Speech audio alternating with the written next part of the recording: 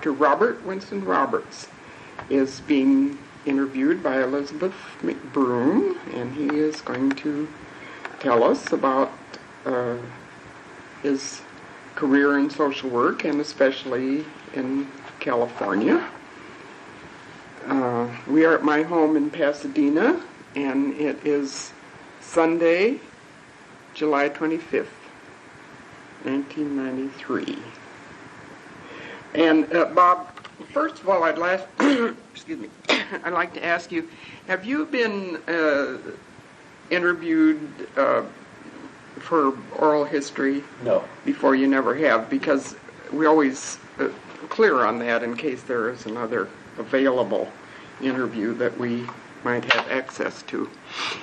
And then let's just go right ahead and tell about the path that led you into social work. Take us along it with you and tell how you got there. Well, I flirted with the idea of social work throughout my undergraduate career. And, which was at San Francisco State. San Francisco State. San Francisco State College then, Uh-huh. 1954 to 1957. And I think you were coming off a tour of duty in Korea. I'd spent 4 years in the Air Force, and my bill. And before I went into the service, I had never really thought about a profession, simply because the educational opportunity. Growing up in Pittsburgh, I was born in 1932, Depression, very hard, and there were social workers, in and out of my life as a child. Public assistance workers. I used to go to Kingsley House in East Liberty. Do you remember any social worker that was like a role model for you? I remember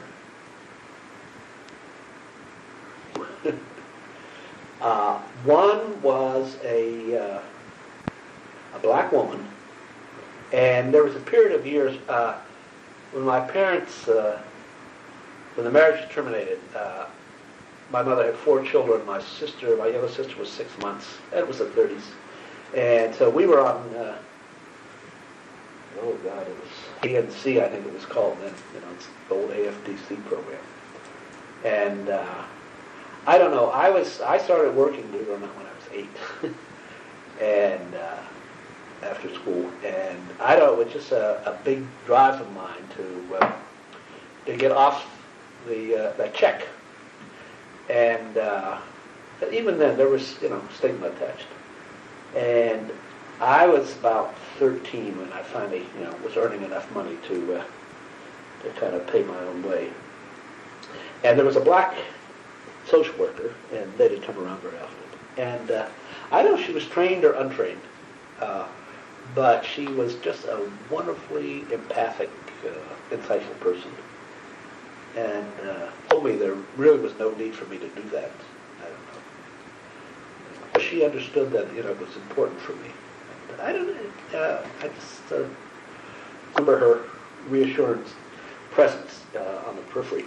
And then later, I think I was about 14 or 15, and I used to go to summer camp. And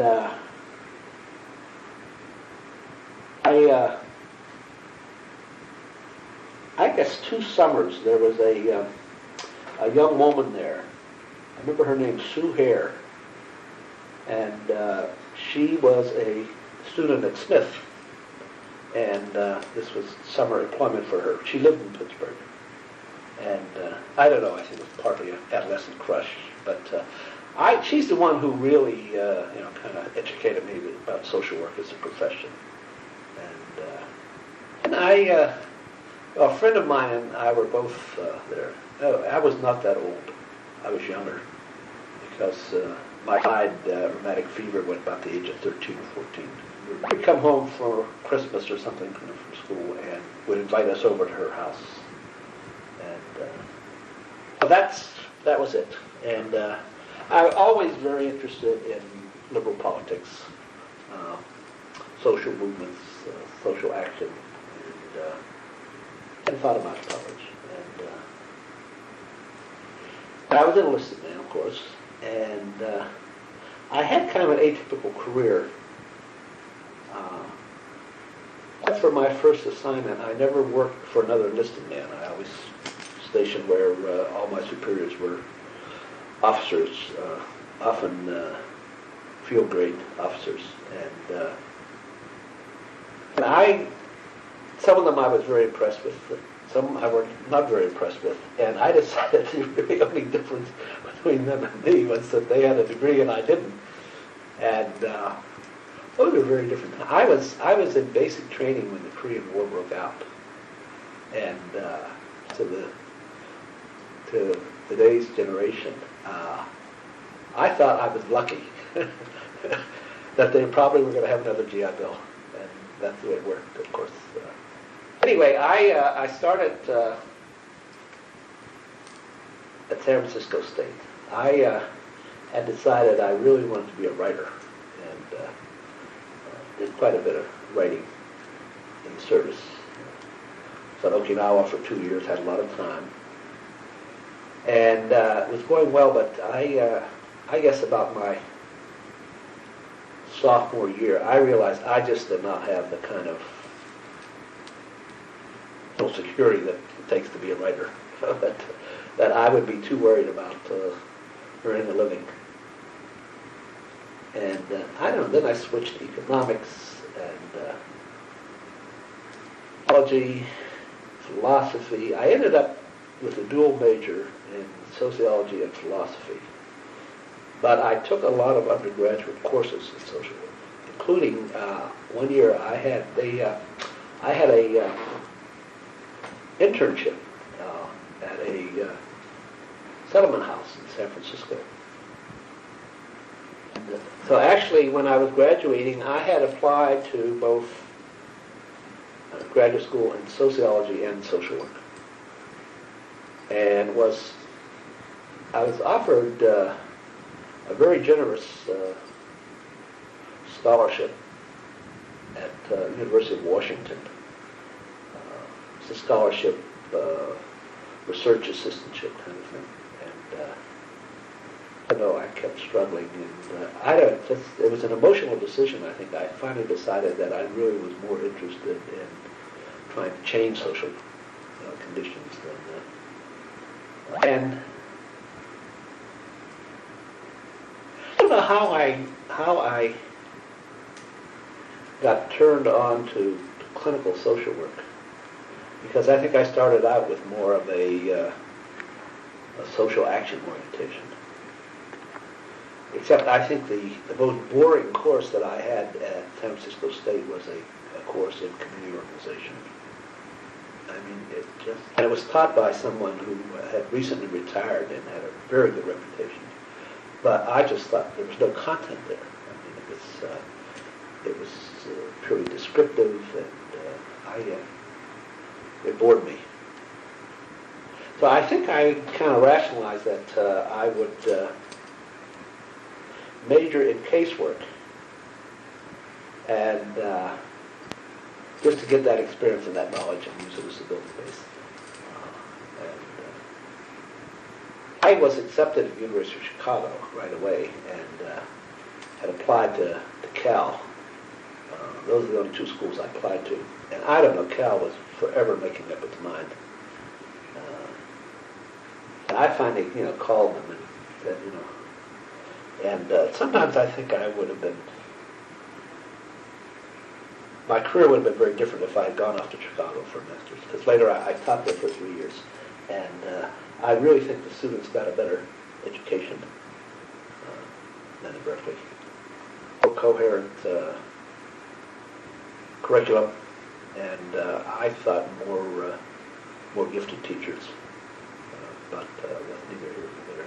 Well, then you got your MSW at Berkeley, and could you kind of walk us through the social work positions you've held as a professional? since getting that MSW?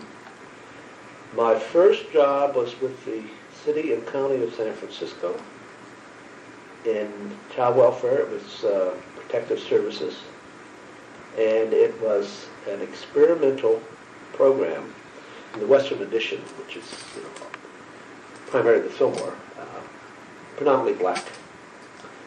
And the project was one in which a lot of agencies were donating all or part of a worker's time.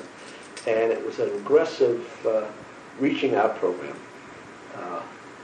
And we would get referrals primarily from the public schools and from public health nurses of children, usually latency-age children, who were seen as potentially delinquent, so it was delinquent prevention. And I really liked that job. It was, aggressive casework, reaching out. And I think I was surprised and pleased to find that most families welcomed us.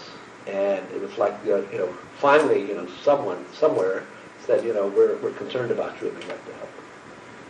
And but I only stayed there 6 months because it was a civil service position, and I had picked up a tropical disease in Okinawa, and as far as I knew, I was cured. But they turned me down as an actuarial risk, and I appealed it, and they sent me to a very high-powered specialist in tropical medicine, and he examined me and did some lab work, and it was still there. There were amoebas, is what they were, and so that ended that. And I then took a job at Edgewood,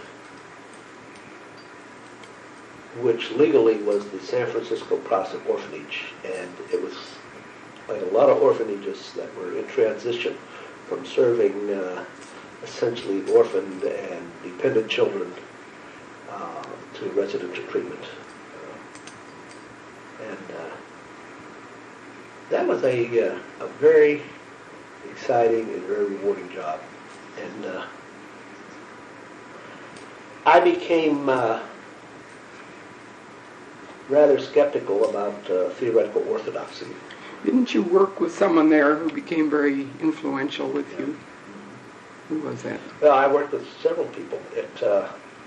Most of the staff were social workers, but when I went there, the director was social worker. The treatment director was a clinical psychologist who was married to a social worker, and that was Holly Northcott. And I don't know, Holly was just one of these very gifted clinicians. But beyond that, he never made distinctions between residents and staff and families and children. It just and he was in analysis at this time, and he'd been in for a long time. And I think he was really the most tolerant human being I've ever known. Because in a residential setting, and especially with these kids that had pretty rough lives, any conflict we've ever had would get stirred up sooner or later. And some of these kids were just, they had antennae, it's like they could sense your vulnerability. And when they got upset, they'd want to get you upset. And I was always, and people, did things, they would lose control, not physically, but, and do things that certainly were not considered very professional. And he was always very tolerant, and he was very clear about confronting, was not appropriate, and but helping people, work through, grow. And so They did not take people staff into treatment there, but it's the same kind of thing that went on at the Orthogenic School in Chicago, although Bettelheim insisted that all of his staff, be in treatment. And they provided it, which I thought that very awkward. And the other person there was, we had a child analyst who was a consultant, Ed Liska. And the woman who hired me, I was there about 2 weeks when she left. I think they fired her. I think it would have been a mistake. And I don't know what the problem had been, but they were very slow to hire a replacement, and it was over a year.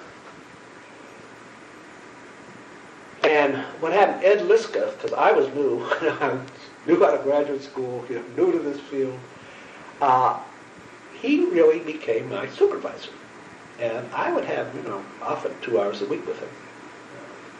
Supervisory hour, consultation hour. And, I didn't realize then until they finally hired a social work supervisor.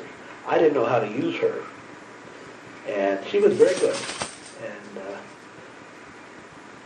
but as we talked, she was amazed at how giving Ed Liska had been in terms of teaching, not only, sitting there like, what I call Dr. Ediphone, dynamic passivity, but really teaching technique and, what did you do, why, and, one of the big things I learned was, he said, did you ever hear the word tentative? And he said, no matter how sure I am, interpretation, I was tentative. So I was very lucky there. I had two very good people. How long did you stay there, Bob? I stayed there 2 years.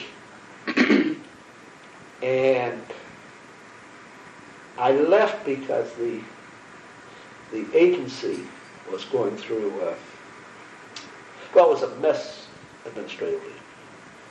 And they also didn't pay very much, but that wasn't the real reason I left. But what brought it to a head was the director, who was a nice guy, he was a good clinician, he should have remained a clinician, came to a staff meeting one day, and the budget had been approved and all that, and he said, I'm terribly embarrassed. He said, but after this budget was passed, I realized I forgot to put any salary increases for anybody. And I thought, that's really going a little bit too far. And I was in treatment then, and I'm not sure why I left, but anyway, I left for partly personal reasons, partly administrative reasons. And then I went to work at Jewish Family Service in San Francisco, and that was another world. How? Well, when you have 24-hour-a-day responsibility for children, you get constant feedback on whether what you are doing works or doesn't work. And so you become very pragmatic. If something doesn't work, you try something else. And for instance, the longer I was there, the more time and emphasis I put on working with staff. And I had one cottage I was responsible for. And I would say most of the therapeutic effect was delivered through the staff. And I guess I learned this from Holly, that I really had to know what was going on in the personal lives of those staffs. When somebody came back from 2 days off, whether what had happened in their personal life. And it helped me sort out what was internal with a kid and what was reactive. And it's very hard with those kids. And you usually have no history. And even then, if you could work with the staff to provide a corrective, social and emotional experience, and you could do it consistently, I think it had more effect than, And you moved from that to a kind of an office-centered treatment. Office-centered. Not only that, competence in that agency was defined in terms of your conformity to theory. not in terms of whether it worked. And if what you were doing did not work, it was heresy to question the validity of the treatment. It was always Your fault. declined. Well, either you in terms of supervision, you have to learn this, etc. But usually it was the client. They were untreatable. You were working with children. The parents were sabotaging, and of course, when you had kids away from their families, you couldn't project it on those families. And I really had trouble with that. And plus, they had a single theoretical orientation. It was a psychoanalytically derived theory, but I think it was a variation of analytic theory that no analyst would ever practice. And so that I was not very happy there. And then How long were you there? I was there 18, 20 months, and then Kermit Wiltsey, who had been a teacher of mine at Berkeley, called, and at that point I was considering going back to school. I was thinking about a doctoral program. I'd always been interested in research, and I had talked to Ernest Greenwood, and I guess he mentioned it to Kermit.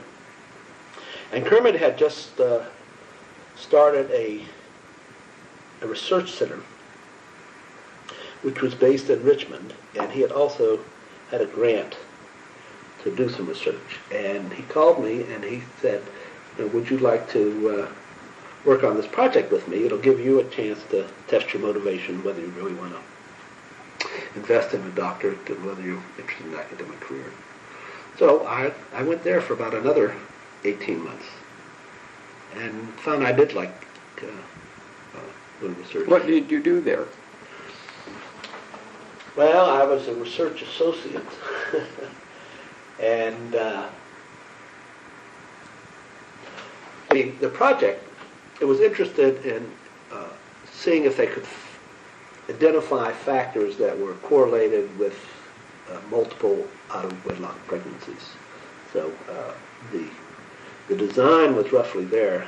There was no theoretical framework. It really was kind of a hunting expedition. So I came in early and did a little bit of everything. Worked on the interviewing schedule, field tested. At first I read a couple thousand records, public assistance records. Did a lot of interviewing. I did most of the, well, there was a psychologist, Barbara Griswold, and we put these research clients through a large battery of psychological tests. And Barbara had that piece. So we were really colleagues. I did all the interviewing, she did all the testing. But when it got to data analysis, we worked together. Did you come out with any conclusions on that project? Yes. The design, it was a factorial design. We had, one factor was race. We had white mothers and we had African American mothers. And the other was those who had one child out of wedlock and stopped. And others who had gone on to have 2, 3, 4. And one of the things we were interested in is, was there, something, culture of poverty was, on the horizon that's popular then, whether there was something in ethnic culture there that counted for this.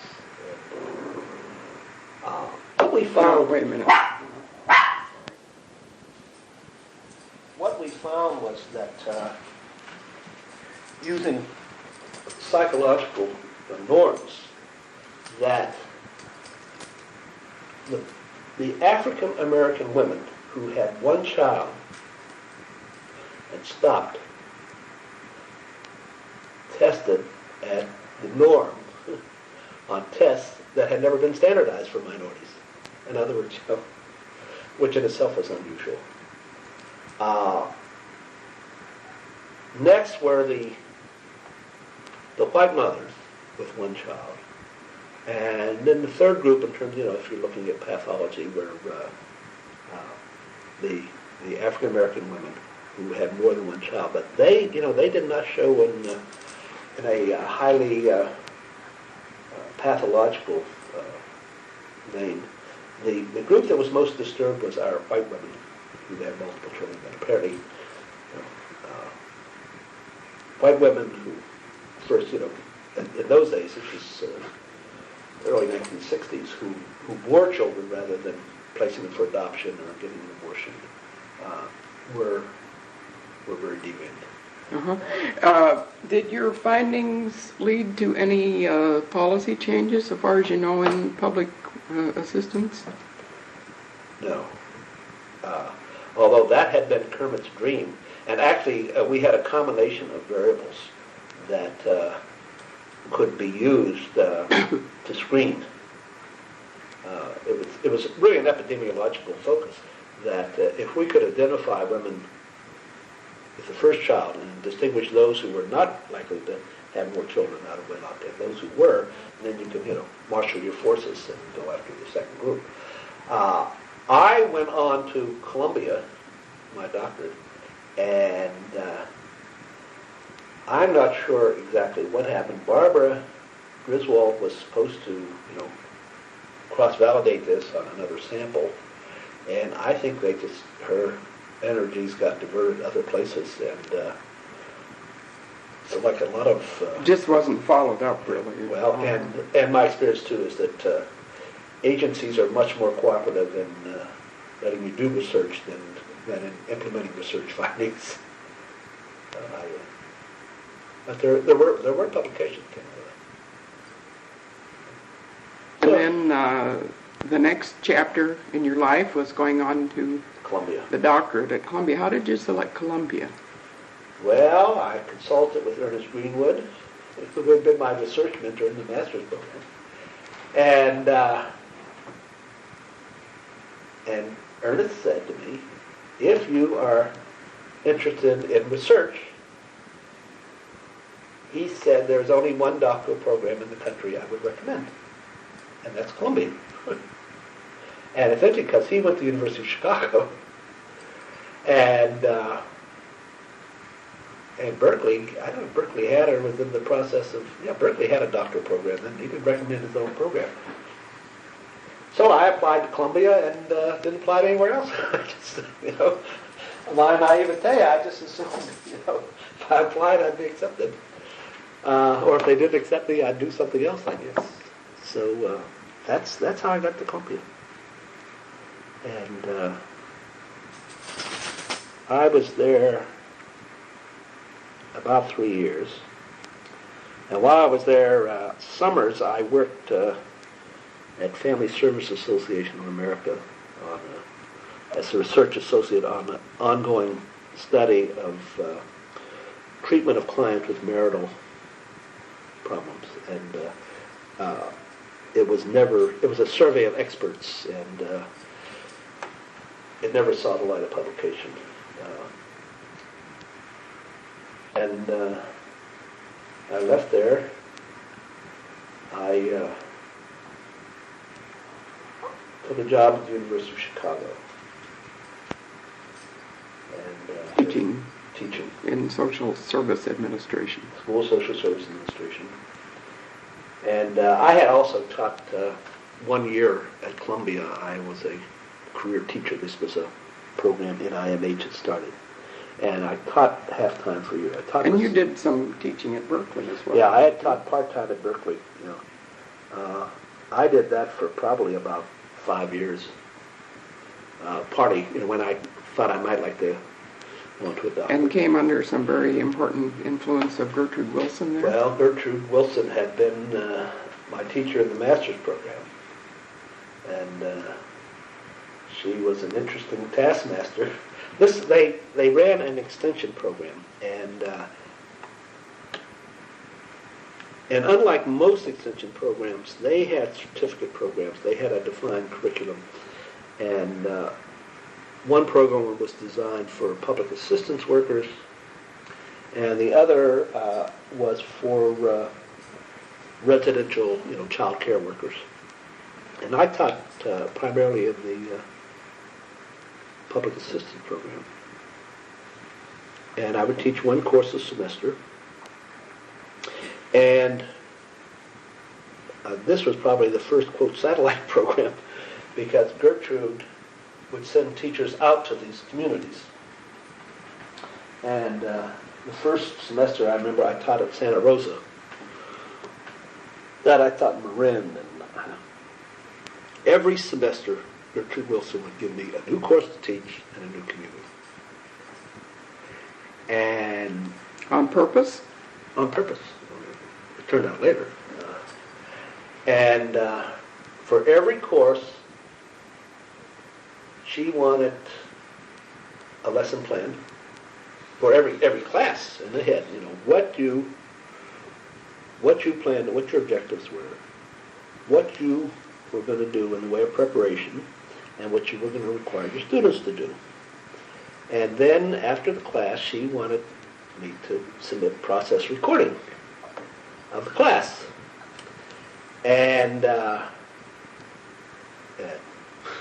review, what I had actually covered.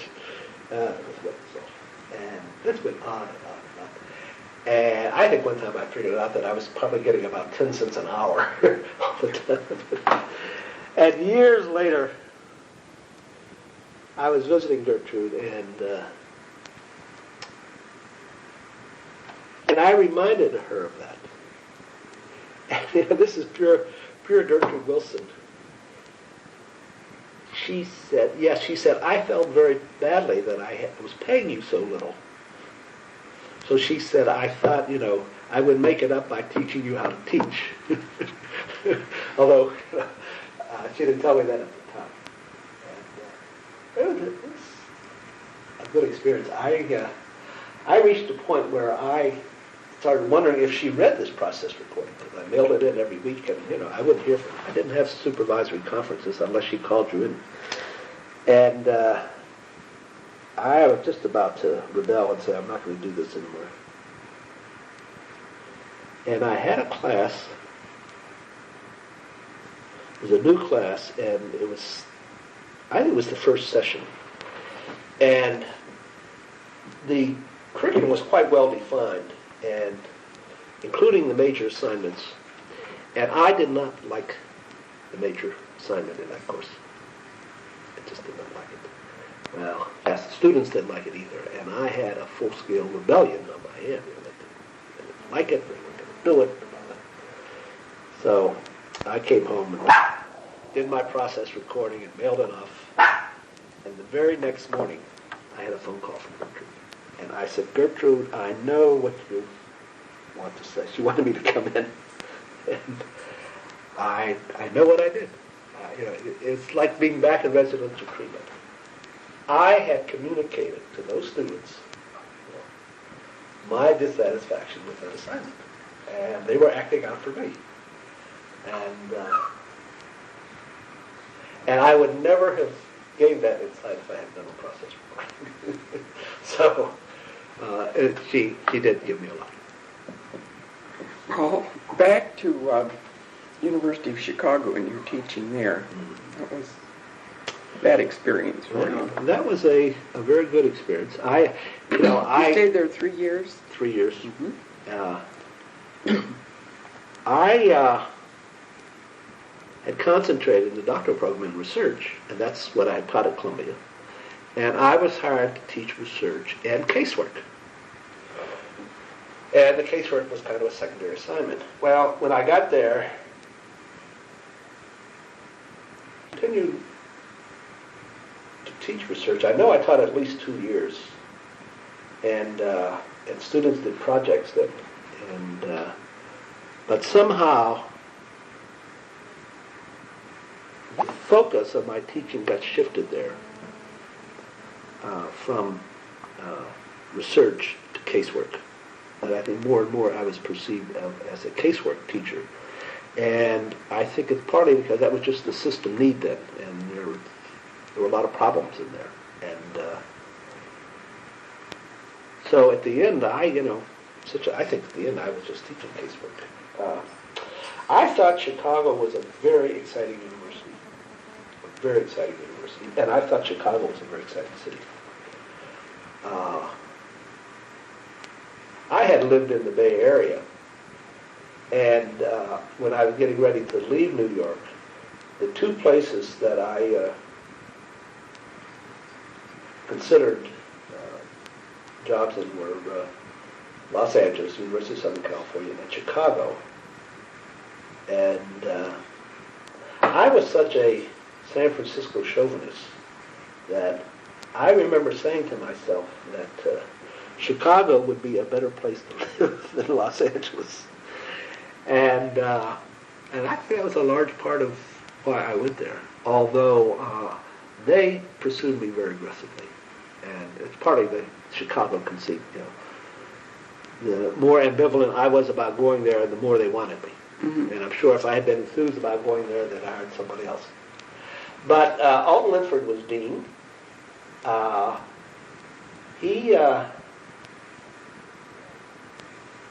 was very helpful in my career. I don't know whether, you know I was like a son to him or what. And there were some very exciting people there in casework. I think there was more excitement in the casework. Who were some of these people, Bob? Bernice Simon,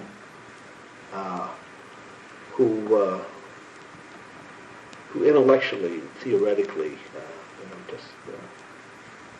was superb. And at the same time, Bernice is a very warm and empathic person.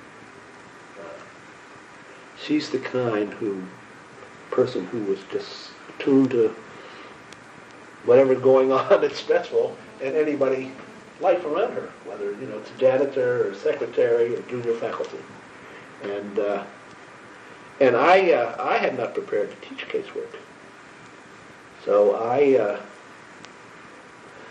I asked if I could sit in on Bernice's class, which I did. Hers was a second-year class. Well, I never taught first-year casework. They never trusted me with too many things. And Bernice inherited a group of students who had casework in the first year with a woman who was extremely psychoanalytical. And she had kind of trained them to gather history or look at history until you saw something in the very early years which might explain what's happening today, and that's where you stopped. And Bernice was confronted this class. They just had not learned what they needed to know, and she started drilling them. And it was a case a week, with a psychosocial assessment and treatment. He's very nurturing, but she has very high standing, and it was an interesting struggle to watch. And I was just amazed at her skill. The other person was Helen Perlman. Helen Perlman is a little different.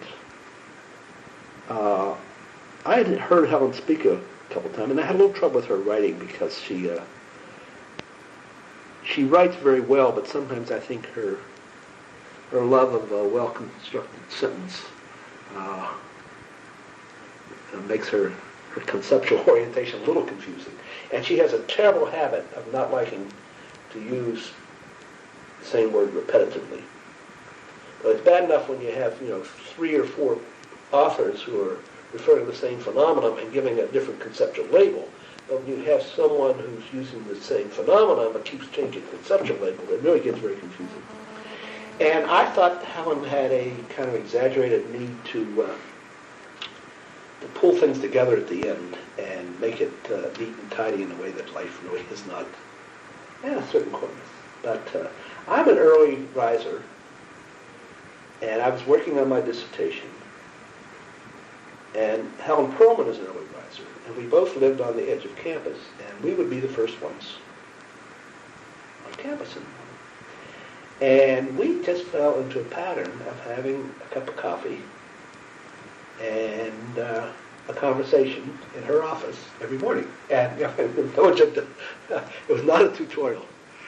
And she has a very exciting creative mind. And it's fun to just, converse with her and see, seeing the ideas tumbling around and falling into place.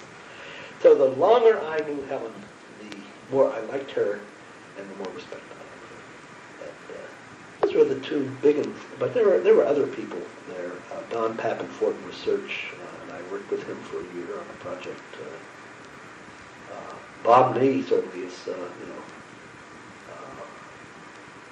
You started your really writing and publishing career there with you and Bob. You want to say a word about that? Well,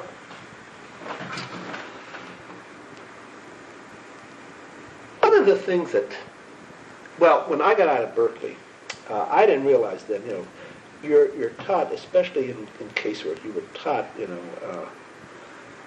a theoretical orientation to practice, but it was not done in a theoretical or conceptual way.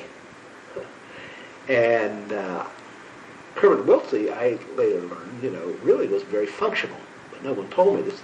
Most of the people, and then the next year I had Lydia Rappaport, who was very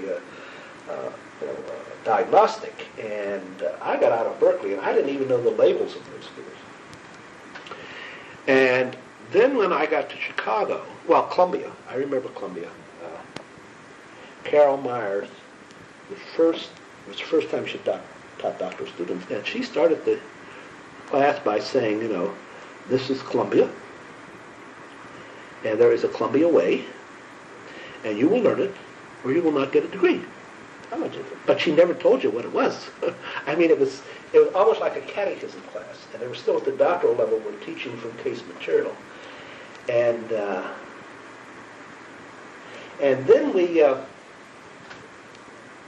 one point, Helen Perlman's book had, problem-solving, casework and problem-solving process had just come out. And this was discussed in the doctoral program. And she was accused of being a functionalist. At first I'd heard about it. What is functionalism? And, but it was, it really, like a form of heresy.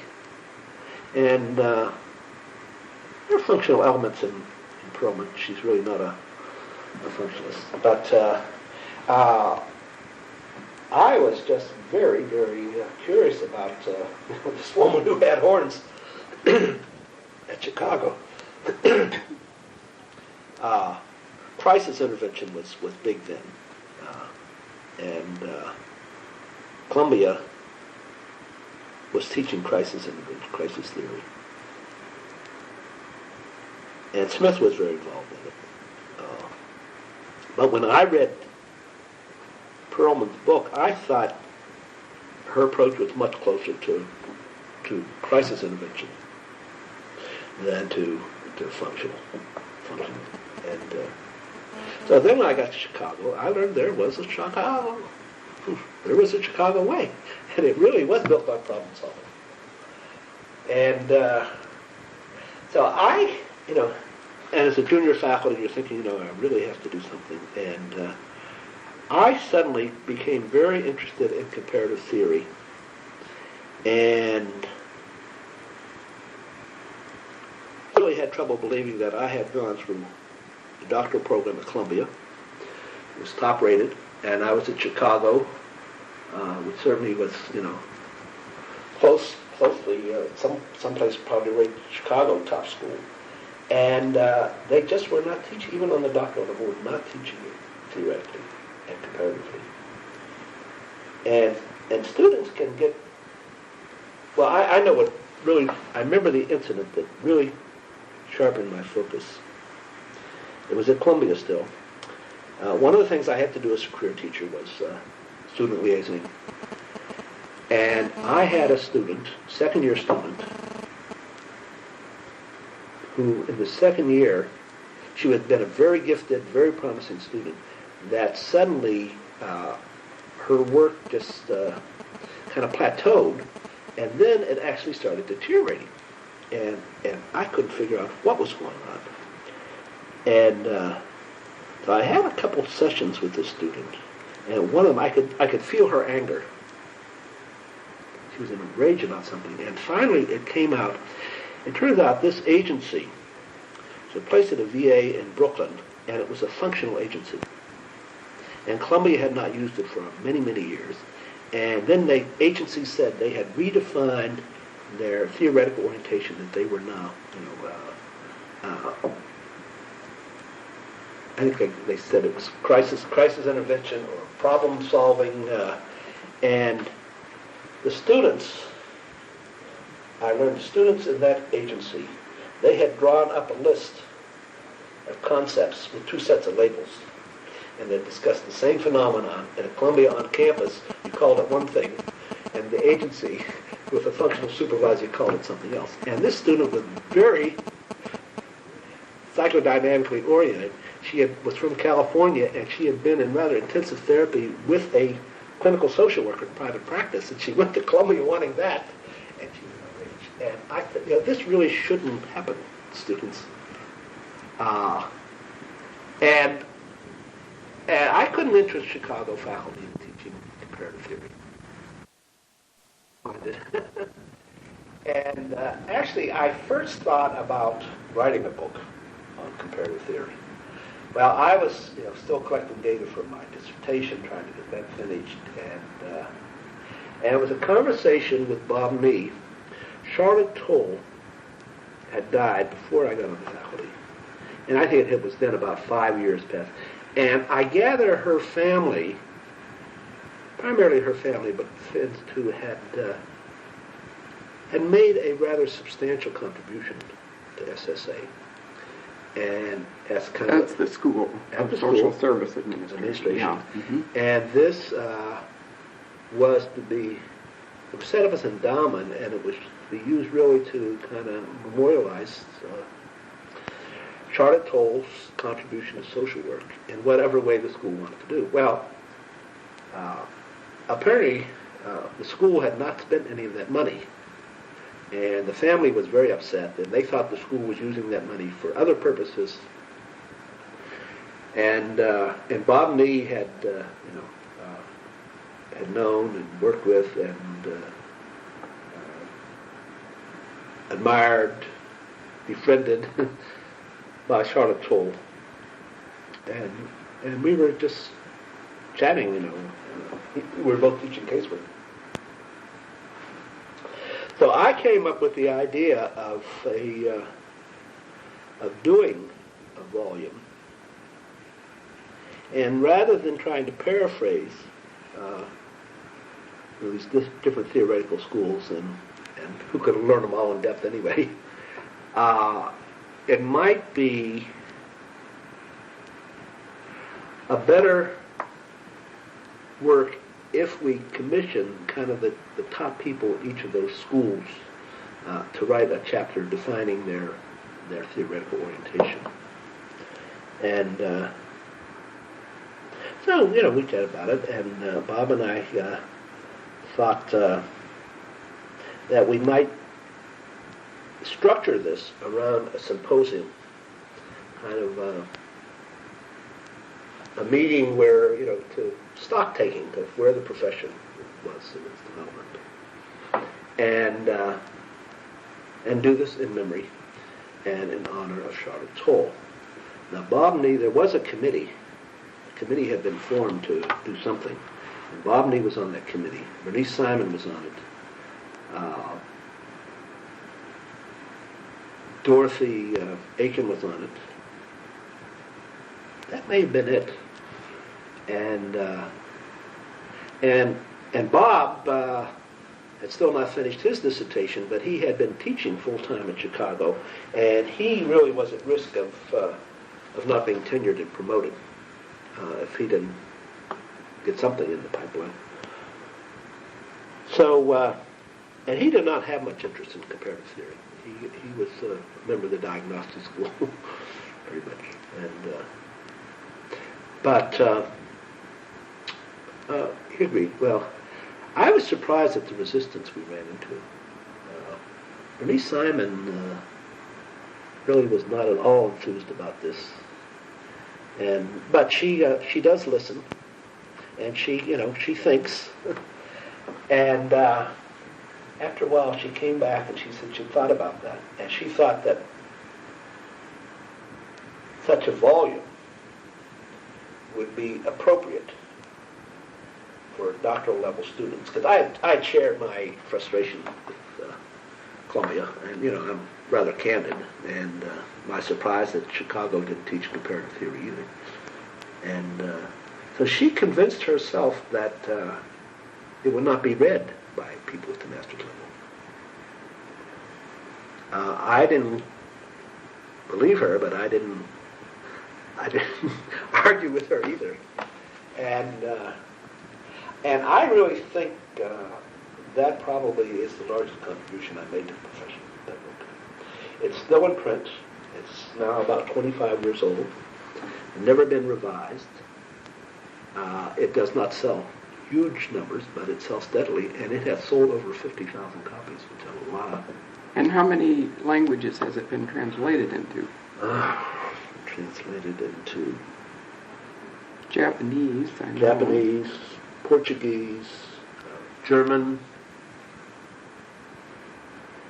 Dutch. That's it. Mm-hmm. And and out of that came a interested in comparative theory, Which you followed through 2 additional books. with group work with Helen Northern, and then community work with Sam Taylor. And I'm not as knowledgeable in those areas. Are those books also still They're selling still in steadily? print. Yeah, they never sold as well or had the impact. And in group work, I was surprised. There was reluctance among group work scholars to differentiate and define theoretical orientations. And I never quite understood that, whether it was because they had watched the theoretical Civil War in casework and did not want that to erupt. Because there's certainly been a lot of conflict in group work, the clinical versus the treatment versus non-treatment groups.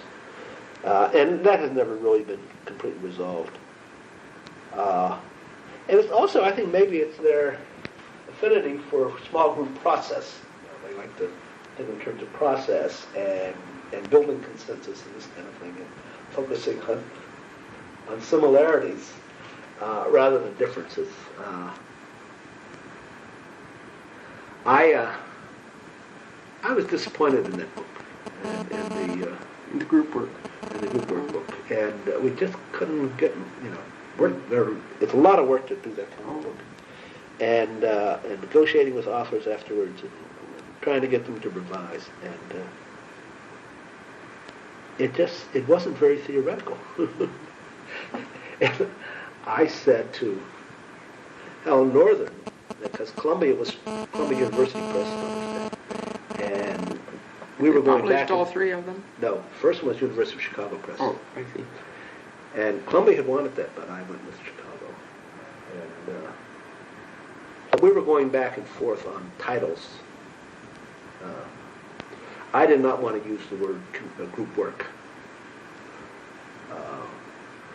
Northern didn't want to use it, so we ended up, theories of social work with groups.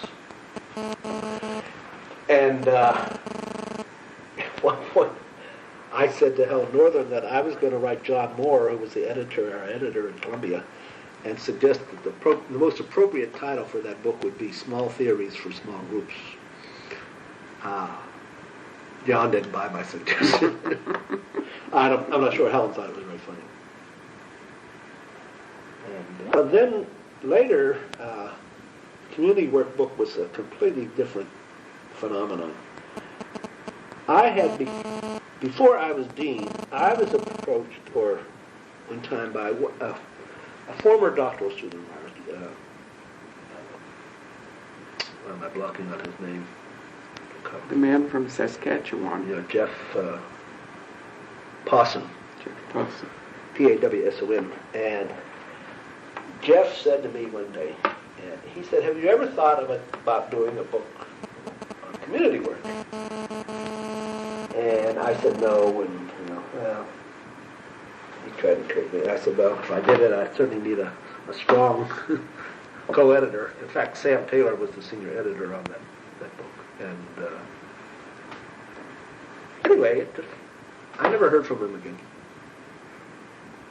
Well, I won't say never. I didn't hear from him for a long time. And I became dean, and I guess I was maybe in my second year of deaning, and just about ready to go under. The demands of that job in that world, and suddenly Jeff Possum, out of the blue, wrote a letter that he had convinced his board that the agency should sponsor a symposium on community work theory. He was running a kind of treatment agency. And still is. A very exciting one. Yeah. And that the symposium should be held in Canada, and that, a fair number of the authors should be Canadian. And I initially said no, and he came back. And I had mentioned it earlier, to Sam Taylor about a possibility, and I said to Sam, there's just no way I can do it now. That would be the straw that broke my back. Well, Sam wanted to do it, and Sam was an associate professor. Sam was a superb teacher, and he really is very scholarly. But Charlotte Toll once said about someone, the person did not have ink in her blood. Well, Sam doesn't have ink in his blood. There's just no compulsion to publish. And so it was partly out of my love for Sam. I agreed to do it, and I said, well, this will, help Sam, become a full professor, which he really should be. And it never happened. He never applied for it. But anyway. And that was a very different kind of book. Harry Specht, who's dean at Berkeley, wrote a very interesting review of that book. He had a very positive review. He had read the casework book and the homework book, and I reviewed that. And he talked about criticisms of community work, community organizations, called them, in the 60s, as being kind of a social movement kind of thing with no theory to guide it. And that what had happened in the 80s under Reagan, and the cutback in programs, especially any kind of community-based programs and indigenous programs, was that we now had rather well-defined theory with no practice. And I think that's a good book. And it was structured differently. We had revised the structure of our curriculum at USC, where we had a kind of a generic orientation to methods, but in the second year the application became very specific to a field of practice. And I think you need that specificity and detail in addition to that high-level abstraction. So we structured that book that way, and we called it The Theory of Practice of Community Social Work. And these books take literally years to do, and toward the end of this process, the Council on Social Work Education revised its curriculum policy statement. And the structure of this book articulated very well with the mandated curriculum. And I thought that really would be a very successful book with high impact. I think it's a very good book. Do you have any understanding of why it's not? Or It just did not get. it really wasn't adopted as a text. In Some places schools. it did. I think partly because I don't think schools had moved their curriculum there yet. It was ahead of the It was ahead of it, and a lot of faculty don't read very much, and it was not widely reviewed. It was interesting. It got more reviews in international journals than in American journals. In fact, the only journal I remember, I'm sure I'm wrong, but the only review I remember in the American journal was the Harry Speck's, and since he hadn't not been asked to contribute, I expected it to be a hostile review, but it wasn't. But that book is the other. It's the sales of that book grow a little each year. They grow. Times are catching up with it. So we sort of skipped ahead to these three major books that you have co-edited, and maybe tell a little bit about the going from Chicago to USC. Well, I was at Chicago my third year. I was finishing my dissertation, finishing the casework book, and was stretched so thin I didn't know if I would survive. And two things happened. One, Alton Lidford had resigned as Dean of the School of Social Service Administration, and the school university selected Harold Richmond as his successor. Now, Harold and I had come on the faculty at the same time. Harold, his claim to fame was he had been a White House Fellow, apparently in his doctoral program. He was in policy. His father was a very prominent clinical social worker.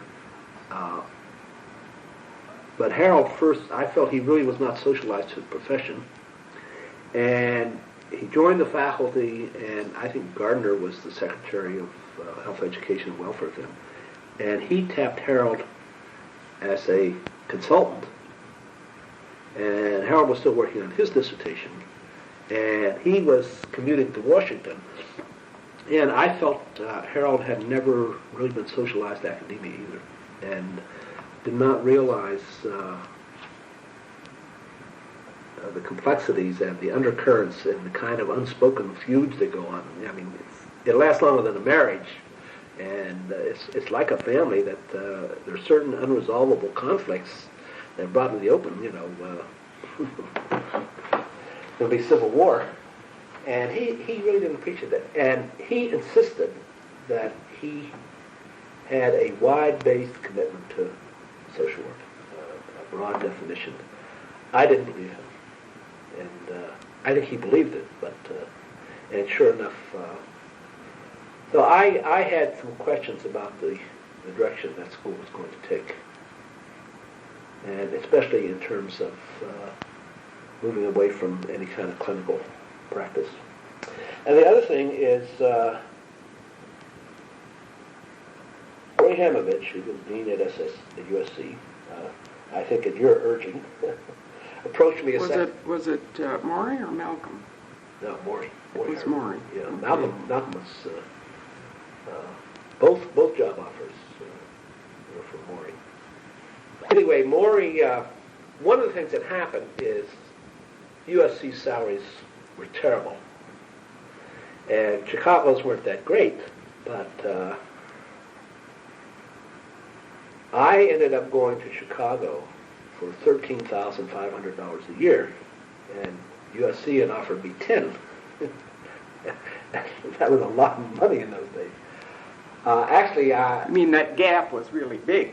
Well, I had decided on other basis, and then I learned from Columbia that somebody else at my class was starting at 15, and I wrote to Alton and said, I've accepted the job and I'm coming anyway, but if you can do better.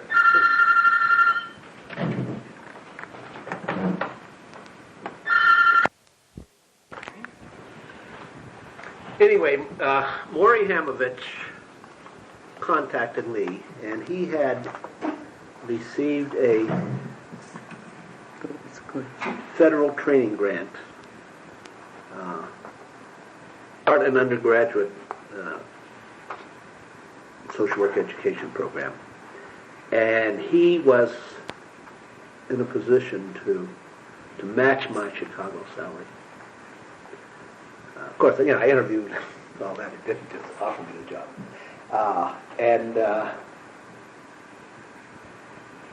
When the offer came in, with all that was on my plate, I remember saying to Helen, my wife, I said, I don't have the time or the energy to even think about changing jobs right now. Well, I had zero tolerance for the hot, humid summers in Chicago, and Helen had zero tolerance for the for the winters, the cold, humid winters. And I remember Helen saying to me, she said, we both hate the weather in Chicago. And she said, I remember you're telling me that the only school of social work would touch in the state of California is University of Southern California. She said, what is there to think about? And I said, you're right. And and the rest is history. The rest is history. Well, and so what happened once you got to USC?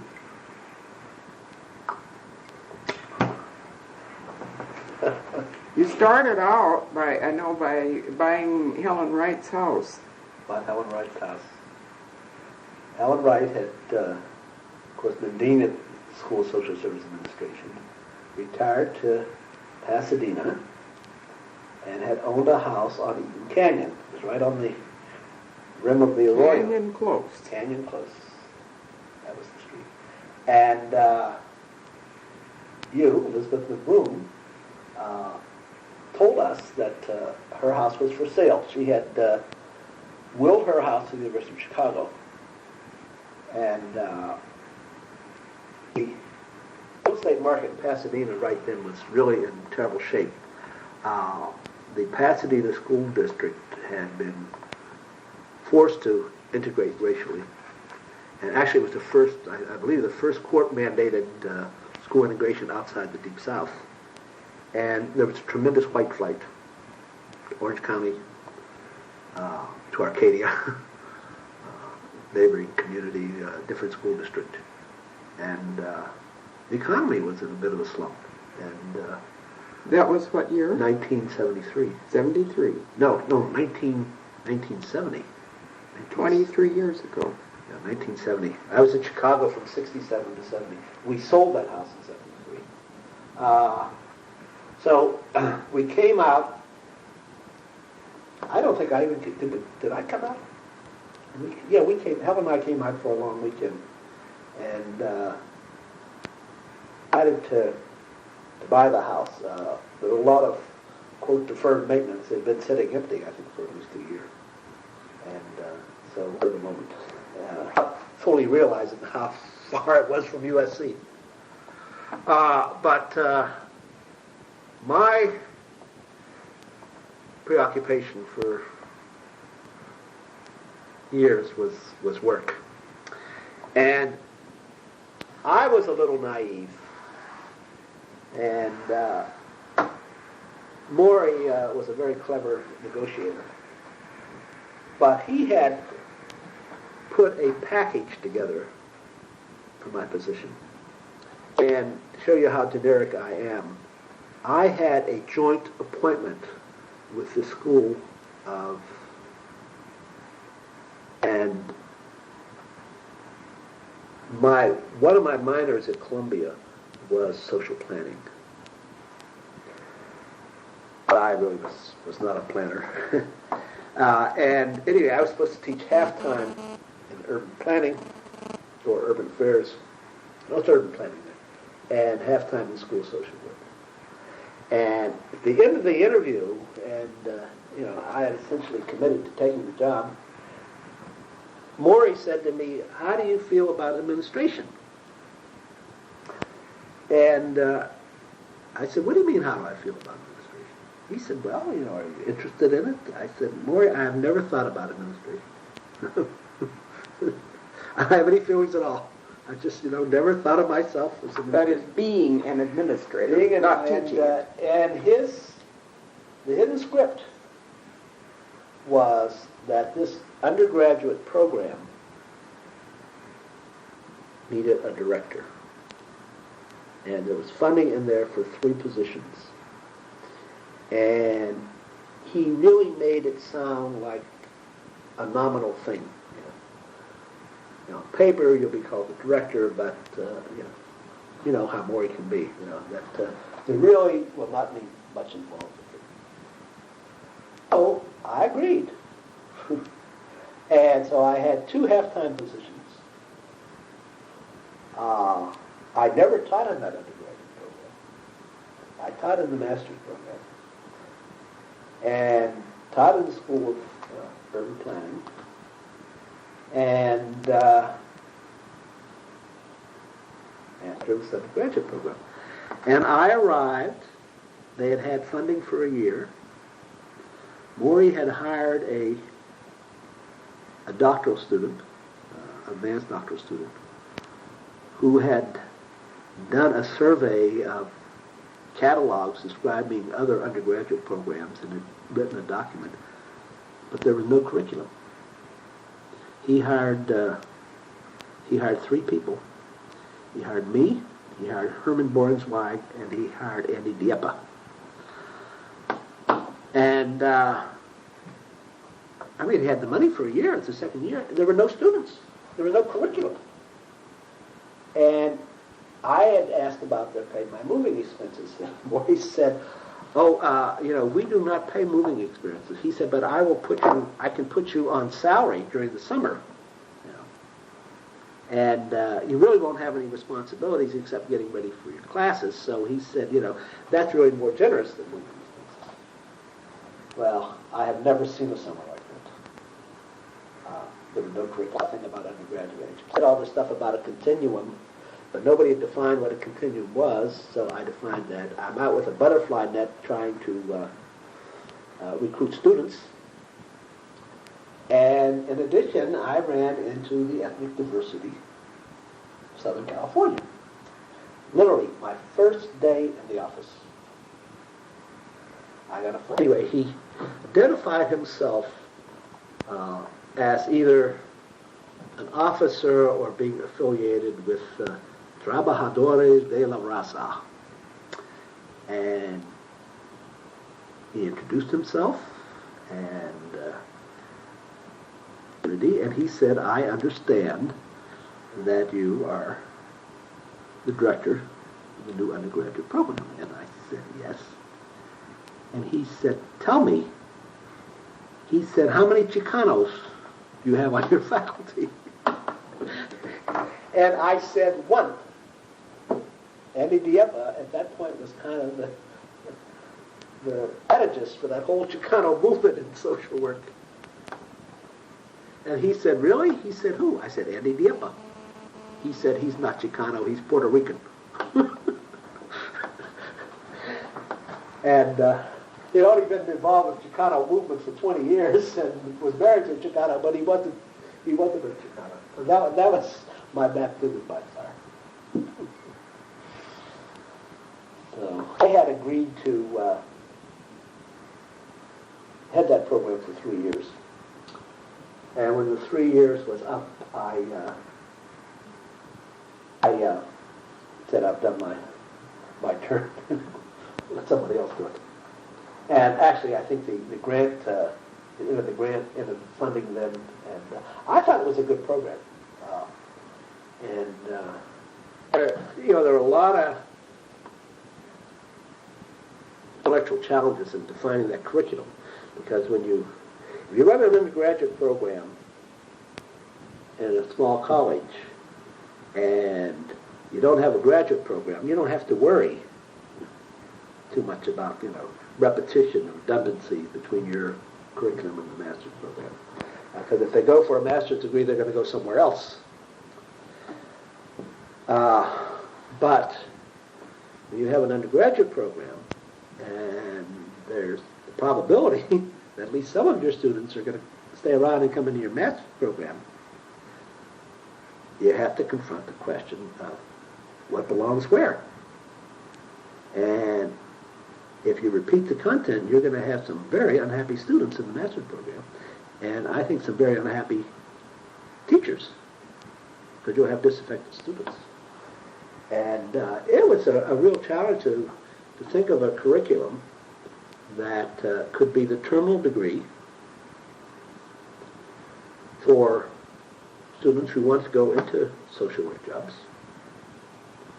of a foundation for those who want to go into graduate study, and then also I think it had to be broadly based enough, enough of a liberal arts foundation that these people were getting a decent education if they didn't go into social work, and also for living. So, I struggled with that, and in that year, no one told me that either. I had to write a progress report. MH, I think that's in front of it. And it was the second year I wrote that. And John Milner was acting dean. Moria was on sabbatical that semester. And John read it, and I don't think John had much faith in undergraduate education, but he thought it was very well conceptualized. He said, you ought to do something with that. So I submitted it to Council of Social Work Education, and it was published, as was, kind of defining that continuum. But it was very hard to get faculty to teach. How long did that undergraduate program go on at USC? It went on 19 years, and when I gave up the directorship, it was a constant battle with faculty to get them to limit their instruction to that curriculum. And I never wanted a segregated faculty. So my plan was for faculty to rotate through that and to combine graduate and undergraduate teaching. And people wanted to teach what they had been teaching.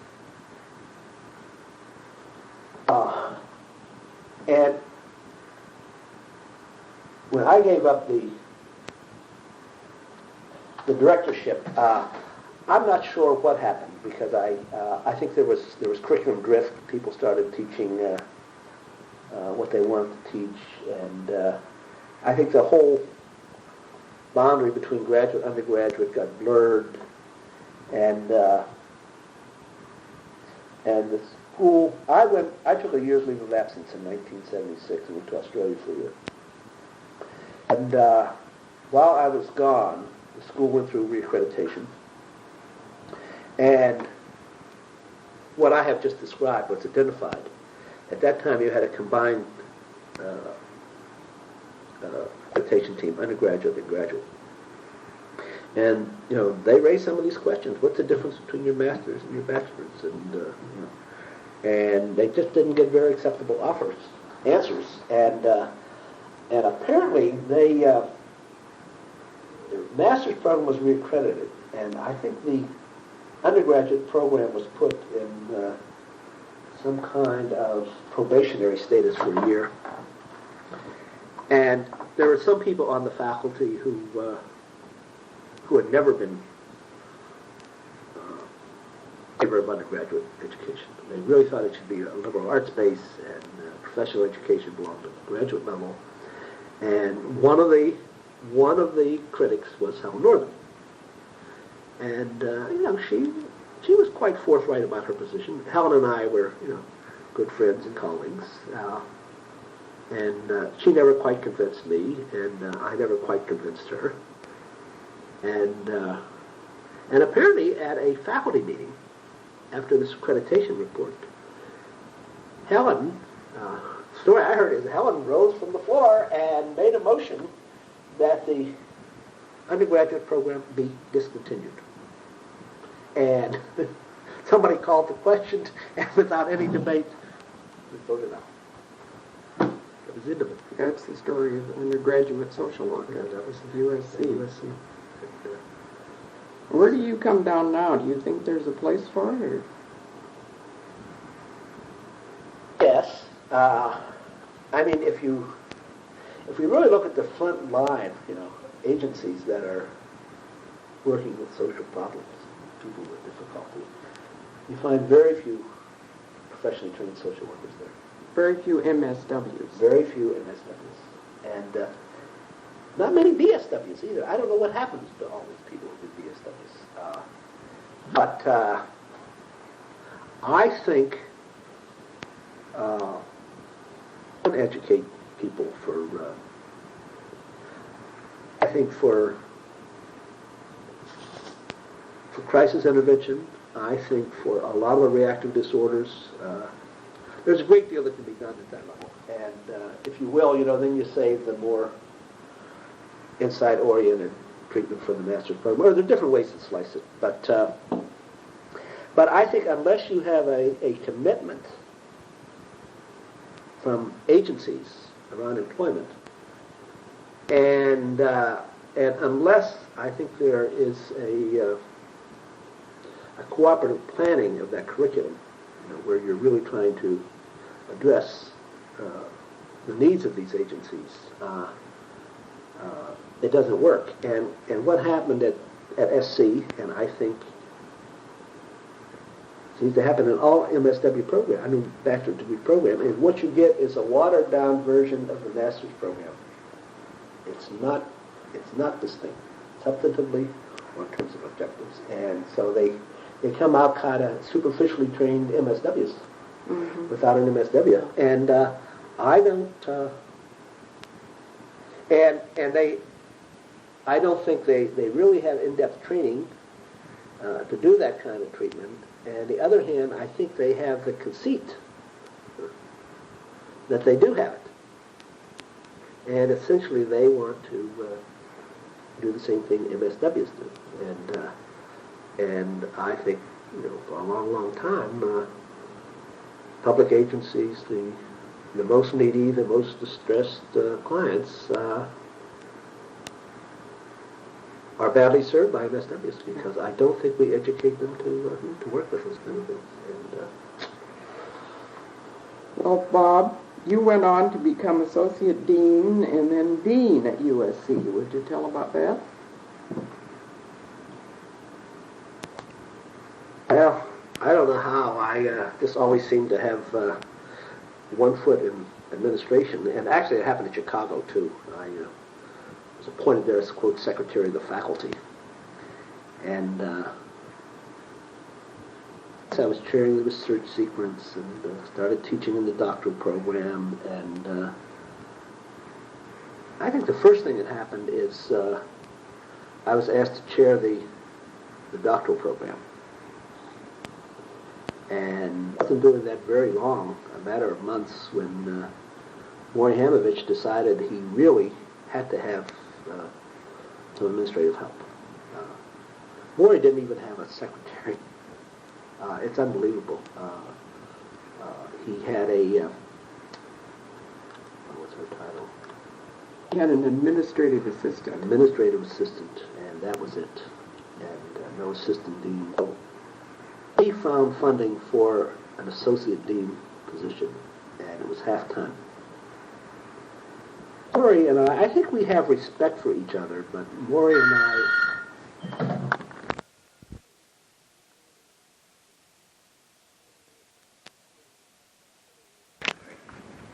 Maury and I had substantive disagreements, and at times I was openly critical of some of his administrative style. And I don't know how Maury selected me. I don't think I was his first choice. But he approached me about being an associate dean, And he was very honest. You know, he didn't know if this would work or not, and suggested we do it on a trial basis. And I had been in Australia, and while I was there, I was drafted into being acting director of that program. And that program was in serious difficulty, and it was at risk of losing its accreditation. The community agencies were threatening to drop the students from field work. They were not satisfied with the administration of the field education program. And I took that on partly curiosity of what kind of administrator I would be. And I think I suspicious that I might be a very autocratic administrator. Well, I wasn't so autocratic. And there was more gratification in administration than I anticipated. So I thought fine. I wasn't ambitious in terms of administration, but he said, school needed to be done. I said, all right. And and part of the job was I was to chair the curriculum committee.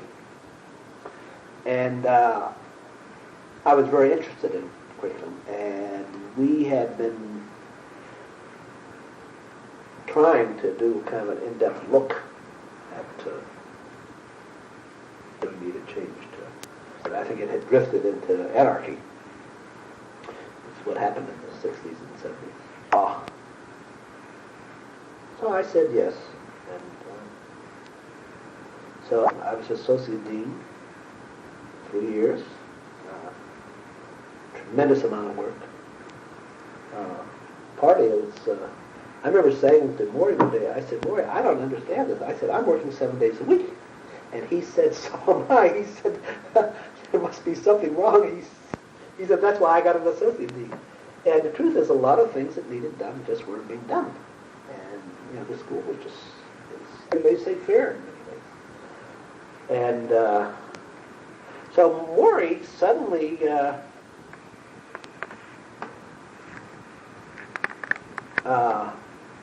announced at a faculty meeting that he was giving up the deanship, going back to the faculty. And when was that? That was I guess in 1979. Yeah, 1970. Put up as of, it's a debate in the faculty about internal versus external, and chair that from the beginning. A search committee? Francis Feldman. Before, I don't know. Maybe, I guess there was a search committee. Francis Feldman was chairing it. And I guess the faculty voted to begin with an internal search. And if there was not a suitable internal candidate who was interested in the job, then they would go external. So there were multiple candidates. Some of them withdrew their name in short order, and it started. Barbara Solomon had been nominated. She didn't want to do it. I can tell you at the end there were two candidates, Sam and me, who were still in the running, who had not withdrawn. Nobody had been dropped, and Sam finally decided he did not want it. So I was a single internal candidate, and the search committee did its job in spades, and I think in part they had to demonstrate to the university administration that this was a legitimate search and screening, and just not some kind of. It was quite an ordeal. So I became dean in 1980. About those 8 years. All right, let me empty my cup. Now, we were talking about your term as dean. I remember it got started quite tumultuously with a big move from the old law building to the old School of Library Science. That was a year or two down the road. I accepted the deanship, and I had not had a sabbatical in all my teaching career. And I was scheduled for one, and going to Hong Kong. And I I thought it was a good time for me to be away from campus. I think it's awkward when you have a dean-elect and a dean there at the same time. And Maury was not a very open or candid administrator. Maury kept his administrative card very close to his chest. And even after it was settled that I was going to be dean, I don't think Maury could bring himself to share with me anything that he wouldn't share with any faculty member, which is not very much. I had never seen a budget in my life. I had never prepared a budget. I had never seen one. And I had a lot of questions. I was thinking about the school and what I would do. And you have to know what your resources are. Do you have any capital? And he literally could not do it. And I never got a word out of him on financial condition at that school until I became dean. And he became ex-dean. Now, having said that, which is very critical of Maury, although I heard him describe himself as a administrative style as a benevolent dictator. And it was a very paternalistic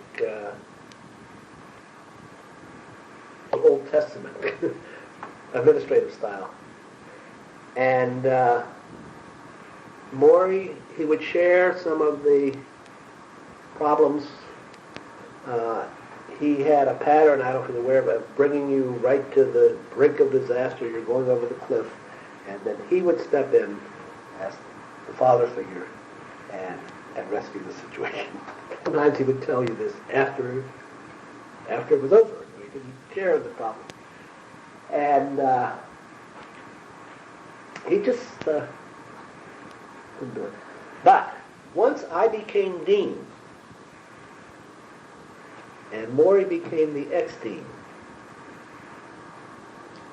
I found him a tremendous resource. He stayed on, did he, as chair of the doctoral committee? I asked him to chair the doctoral program. The university gave him some very prestigious assignments. And I thought he had a nice decade after deanship as kind of the elder statesman. Mentor to many of the junior faculty. This was not part of his assignment. They sought him out. He was very generous with his time. He chaired at least one very prestigious commission on social work education nationally. And Maury was never critical of my. There are times when he bit his tongue because I'm a very different kind of administrator, and I think I had very different objectives for the school in some ways. Core principle and commitment to the profession, there's no discrepancy. Maury was someone I could turn to, I could ventilate with him, and sometimes reassuring to know that some of the problems, especially personnel problems, that I just couldn't solve, that he hadn't been able to solve either. So I just said, well, you make your peace with them, that's all. They're tenured, nothing you can do. So,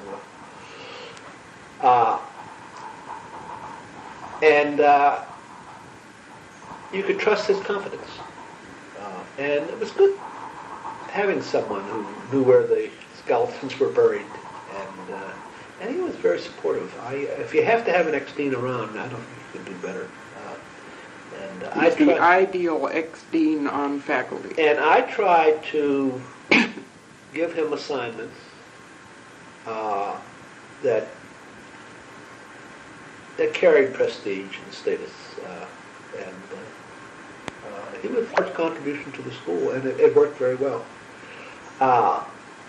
However, the external world changed dramatically. University got a new president That was James Zumberg, Zumberg. and he and I took office the same day. What I did not know, nor did anybody else except the administration, is that the university had developed some serious financial problems. And it's written into the school's, the university's bylaws that it must have a balanced budget, and there's no deficit financing. And apparently for at least 3 years, the university had been running substantial deficits and had met those deficits by dipping into capital. So, new president came in, the crisis was revealed, and Hubbard had been the president during Maury's term. Hubbard, yeah, okay. And what happened on, if not July 1st, July 2nd, the first day of the beginning of the fiscal year, new president, was a memo was sent out that all budgets were being cut like 2%. Now, what had happened in the past, usually by February or March, the university would realize it's in a hole, end up the year in the hole, and then they would put a freeze on hiring and do these kind of things to try and stem the losses. They had never cut the budget beginning of the year. Social work was, always underfunded, very heavy workloads. And so that would have been problematic on its own. But the other thing that happened is that the school, like all schools, they overadmit. And then you have attrition. And it had been very predictable, that year after year, the same percentage of people would end up not enrolling. Well, July went on, dropping out. August started. Maury, Jeanette Larson kept reassuring me, don't worry, they'll drop out. At the last minute, they didn't. And we had a substantial increase in enrollment. At the same time, we had a decrease in the budget. And I didn't have enough faculty. I was running around trying to find qualified part-time faculty to teach a course here and there. And I was pleading with the administration, trying to get an increase in my budget. And this went on for 6 months, and Caprillion was the academic vice president. And finally, after about 6 months, I realized that it wasn't going to happen. I'm not going to get any change in my budget. Because the way they did in the old system was, the way they balanced the budget is they would assume that one school would be over-enrolled, another would be under-enrolled, and it would be a wash. And it wasn't washing anymore. But there was never any contingency. They had never shifted resources around that way. The next year they would make corrections. So at Thanksgiving, Zumberg came back from the holiday and announced that he was firing all the vice presidents, all the senior vice presidents. There was Caprillion, who was academic. There was a senior vice president for budgeting, and there was one for fundraising. And these people were in open warfare with each other. They had been for years. It was the old political game at SC, and he said he had decided that his job as president of the university was not to arbitrate their feuding. And so he started searching, and he hired his own crew. He brought in John Strauss from the University of Pennsylvania, who was a computer scientist and had a similar position at Penn, and had developed of academic revenue centers and revenue center management. And he brought in Neil Pings from Caltech as vice president for academic affairs, and he then became provost. And they also hired a fundraiser from Michigan, who was very successful in Michigan, but was a flop here. It's a different audience, different good work. I don't remember his name. Well, they weren't here very long when we were notified that the system that Strauss had developed at the University of Pennsylvania was going to be introduced at SC, although it was going to be, I forget his expression, maybe human. But essentially, this administrative model is borrowed from corporations and conglomerates, where each unit in a conglomerate, each sub-corporation, is a profit center, and its ability to make or lose money does not contaminate the performance of the others. There is no central budgeting, and everybody is judged on their own performance. And of course, if you are heading a wing of this conglomerate that's losing money, you're not going to be there very long. And if replacing the CEO doesn't work, then they get rid of that wing of the corporation. They sell it off or something. And this was to be humanized, we were told, and that there were to be subventions for some schools. Some schools would pay. Well, you paid all kind of indirect. You had indirect directs and direct indirects, and you paid a certain proportion of your budget into the university, and you were left with. And those were fixed. I mean, some of them were could be traced to you directly, like telephones, utilities, some things, and other things like support of the library, the central library, roads, security, all these things. They just divided up, I think, on a pro rata basis. Mm-hmm.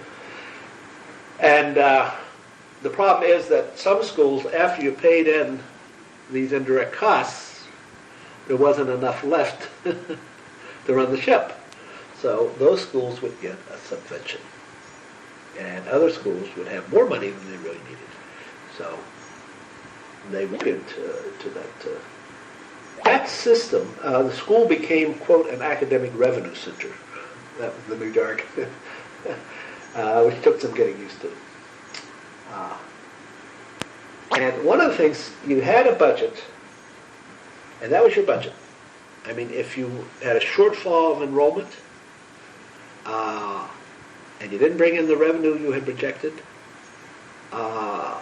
you were expected to do everything you could to cut your expenses, all right, so that you did not end up in the red at the end of the year.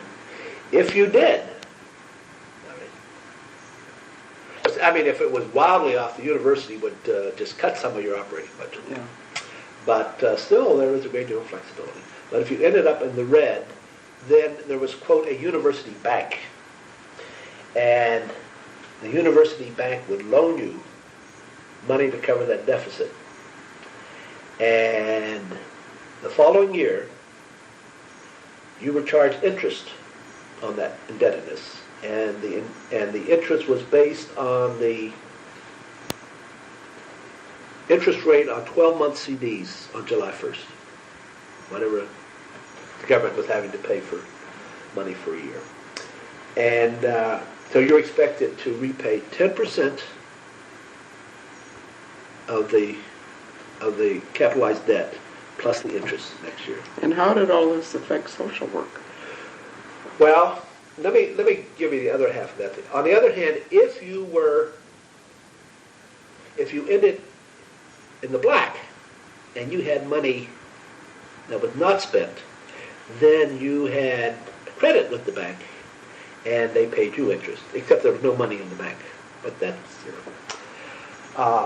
The social work was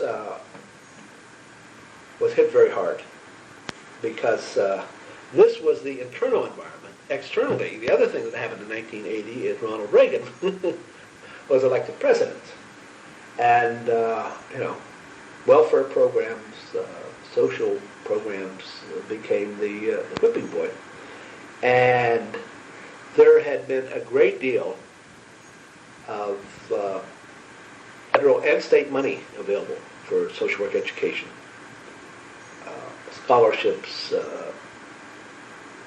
training grants to subsidize programs like the undergraduate program. There was a continuing education program that's funded that way. And that started drying up very, very fast. And that was very, very different. And I once said to Maury, I said, you knew this was coming, that's why you resigned. He got very upset. He said, no, that's not true. I had no idea. So we were losing external funding. And the problem before with the old budgeting system is it was not rationally based. It was completely politically determined. And social work is not a large or powerful player in university politics. Partly we don't have the powerful and rich alumni, but it's also not a terribly large unit. And I think it was suffered because it lended some prestige, I think some social and political respectability to an extremely conservative university, and it didn't cost them anything. In fact, I suspect they probably were making money with all those grants coming in. Well, they disappeared, started disappearing very quickly, and the university, and I suspect the administration didn't have the political power to get away with it, carried forth the old budgets. That was the baseline. In other words, they did not go to a zero base and begin all over. So things like teaching loads, the faculty in the School of Social Work, were expected to teach 6 courses a year. And, if you carried a lot of other responsibilities, you might get it reduced to 5. But 5 is, well, many of the units at the university, it was 4 courses a year. So those kind of inequities. And plus, all the community responsibilities and field liaisoning and advising students and all that, which was an addition. And so we had that, and I think it had, affected faculty productivity in terms of writing, research. But the other thing is, the university decided to upgrade itself, academically, and the big push was for research. So it was kind of a double bind for social work. We not only had the old baseline, which was inadequate funding, but to make things worse, we had an artificial increase in enrollment the year before with no compensatory budget. So the other baseline was what you bring in terms of tuition revenue. And the new administration, they had no memory. The old vice presidents were gone, and they say, well, you brought in this much in tuition last year, and you expect to bring it in this year. And the expenses are supposed to be the same, and then you start negotiating. So it was very hard.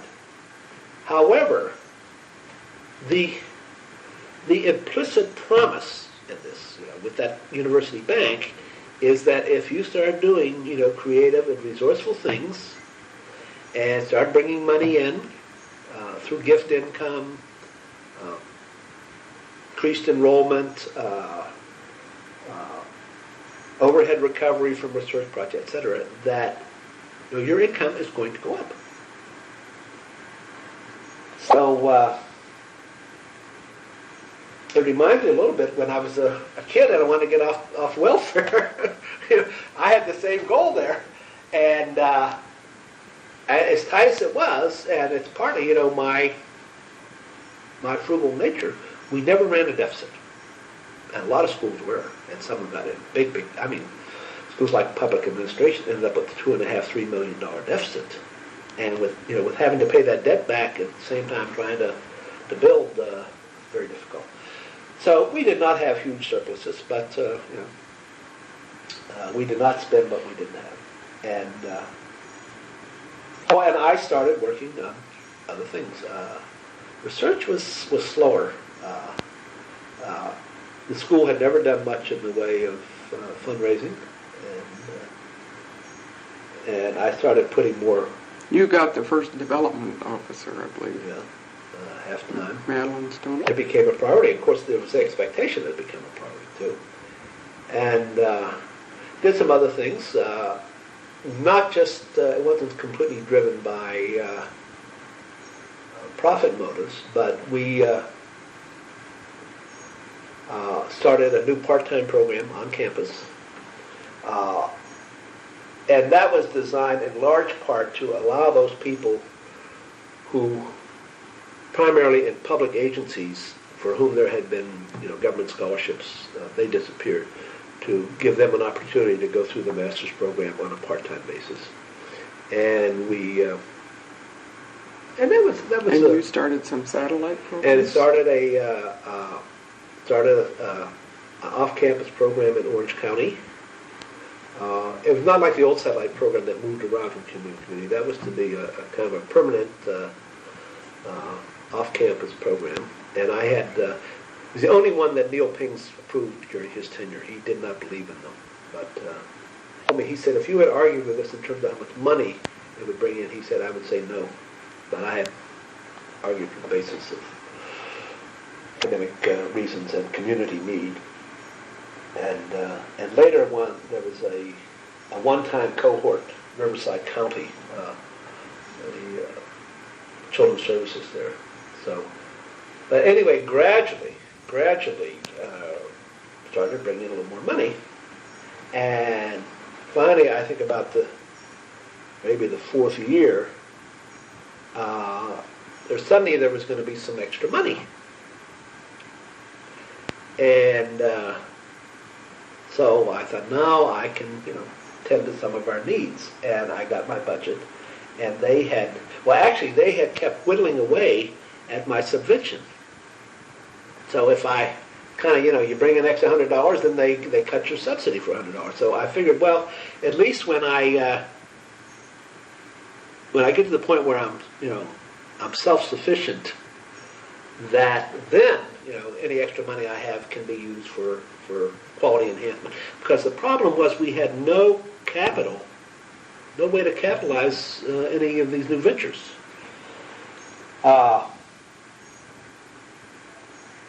Then I got my budget, and they had not only cut my subvention, they had increased my participation in the university, that I was paying in more money than I was getting back. And I had a big confrontation. First at the budget hearing.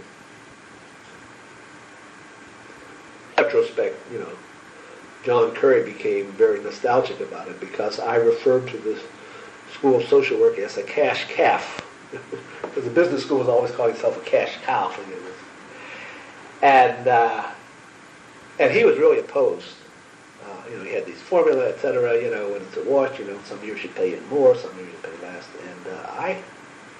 And then went to Neil, and the budget is set, it cannot be changed, et cetera. And I said to Neil, that it's very hard to raise money for social work education. And I could go to a potential contributor and, with pride, say that social work was self-supporting. But if one of these people learned that the school was contributing to the support of some other program, I don't think I'd get any money out of them. And I thought the school, really had a responsibility towards the publicly based professions. if they were going to have them. And Neil finally caved in, and he agreed, and he established a formula that we would always get a little more back than we paid in. It wasn't much, 0.5% or something, and that was the policy. He told Curry, and Curry said it's too late this year. Well, he finally even caved through that year. It was $35,000. And I thought that was my biggest victory with that administration. And I told my successor that. I don't know if he appreciated it, but I could not get Neil to put it in writing. Even when I would resign, he said I promise to continue. I will put it in writing.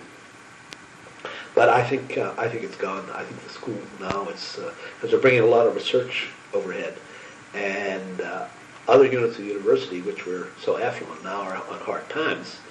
And my impression is the school is now contributing to the maintenance of other departments, which infuriates me because when times were hard for us, we didn't get it from anybody else. But that was the bad news. Do you want to pause? Coffee. During the term of your deanship, can you discern any what you would consider an important trend in social work education?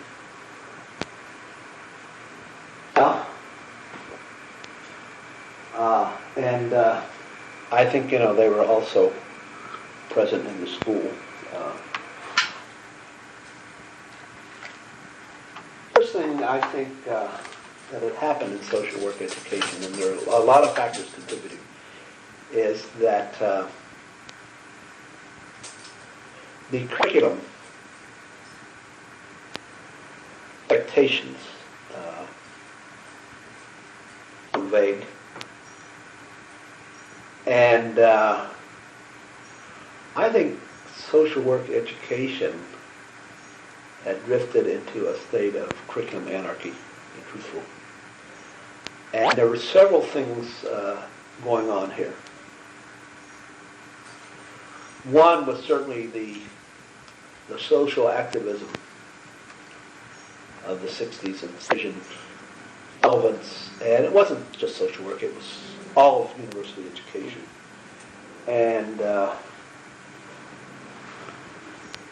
And you'd kind of spend most of an academic year addressing the demands of the current crop of students and revising the curriculum and start implementing them the next fall and next year's cohort. It was a kind of a reactive mood instead of being proactive. Would reject what you had done in response. And I remember in that period one time you had a very eloquent phrase for that. You called it ephemeral relevance. And faculty just started wearing down. Once the curriculum development and reworking, and the other thing is I think faculty started responding to students directly, especially at SC, and that the planning and coordinating function of curriculum committees atrophied. One of the things that surprised me when I came to USC was there was no curriculum committee. And we had major self-study, and it was the first school to move away from method specializations, a casework, group work, community work, to a generic curriculum. And when they did that, my understanding, the faculty invested a tremendous amount of time learning the curriculum components and the other methods. And SC was the leader in that, and I think for a long time they led in a field of one. And that system worked as long as those people who had planned it and had, retrained themselves were there, and also as long as they continued to hire their own graduates onto the faculty. And I suspect it reached a point where SC had hired so many of its own doctoral graduates that the university challenged it. You can get awfully inbred that way. Although Chicago and Columbia have always done it, and they still do it. Although we'd had a policy for a while that we didn't hire our own doctoral graduates. It would be a lot. They're hiring a lot. Partly out of necessity, because salaries were so bad they couldn't compete. But that started changing. Especially I guess it really started in the 70s, because when I came, Andy Dieppe's appointment was temporary. It was a one-year appointment. But Herman Bornsweig was from Berkeley. I came from Columbia and Chicago. And partly, I think, because you didn't have the administrative structure of most other schools of social work, that there was no structure to socialize and to educate these new faculty about SC's curriculum. And at the same time, the expectations of research and publication started increasing, and junior faculty were more reluctant to learn a new curriculum. And it started drifting into faculty teaching what they wanted to teach, and sometimes giving lip service to the school's curriculum, but not really following it. I think it was partly, I don't think Maury had a great interest in curriculum. He had other interests, but curriculum was not one of them. And the school just didn't invest in it. I got increasingly concerned about it. Well, did you bring a stronger interest in This curriculum then? started when I was associate dean, because I was chairing the curriculum committee. Yeah. And we did a lot of things, but I really made the proposal to move to this generic specific change, and it was controversial. Then I became dean at the same time that was going in, so I really got to operationalize it. Helen Northern was one of the people who was very opposed to it.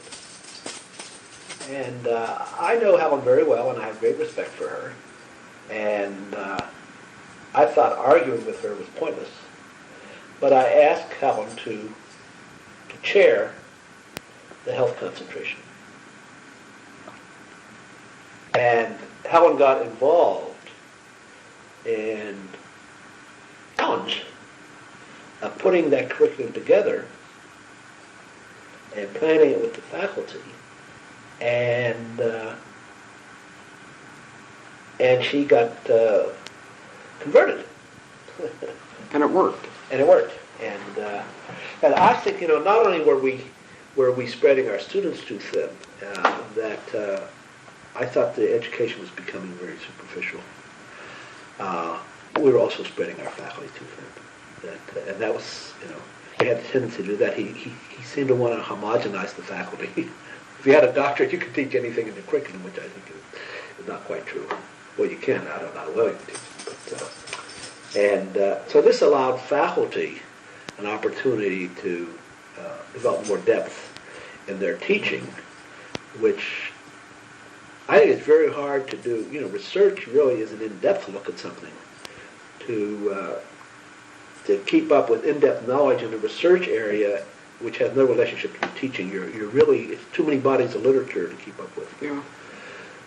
So that started because SC still had an excellent reputation. It had an excellent reputation. Graduates certainly dominated and continue to dominate the profession in Southern California and nationally. But the truth is, if you look at what was going on internally in the school was drifting on its reputation. And many of the stars, I don't want to say stars because I always said I didn't believe in the repertory theater, but some of our most accomplished players were retiring or reaching retirement age.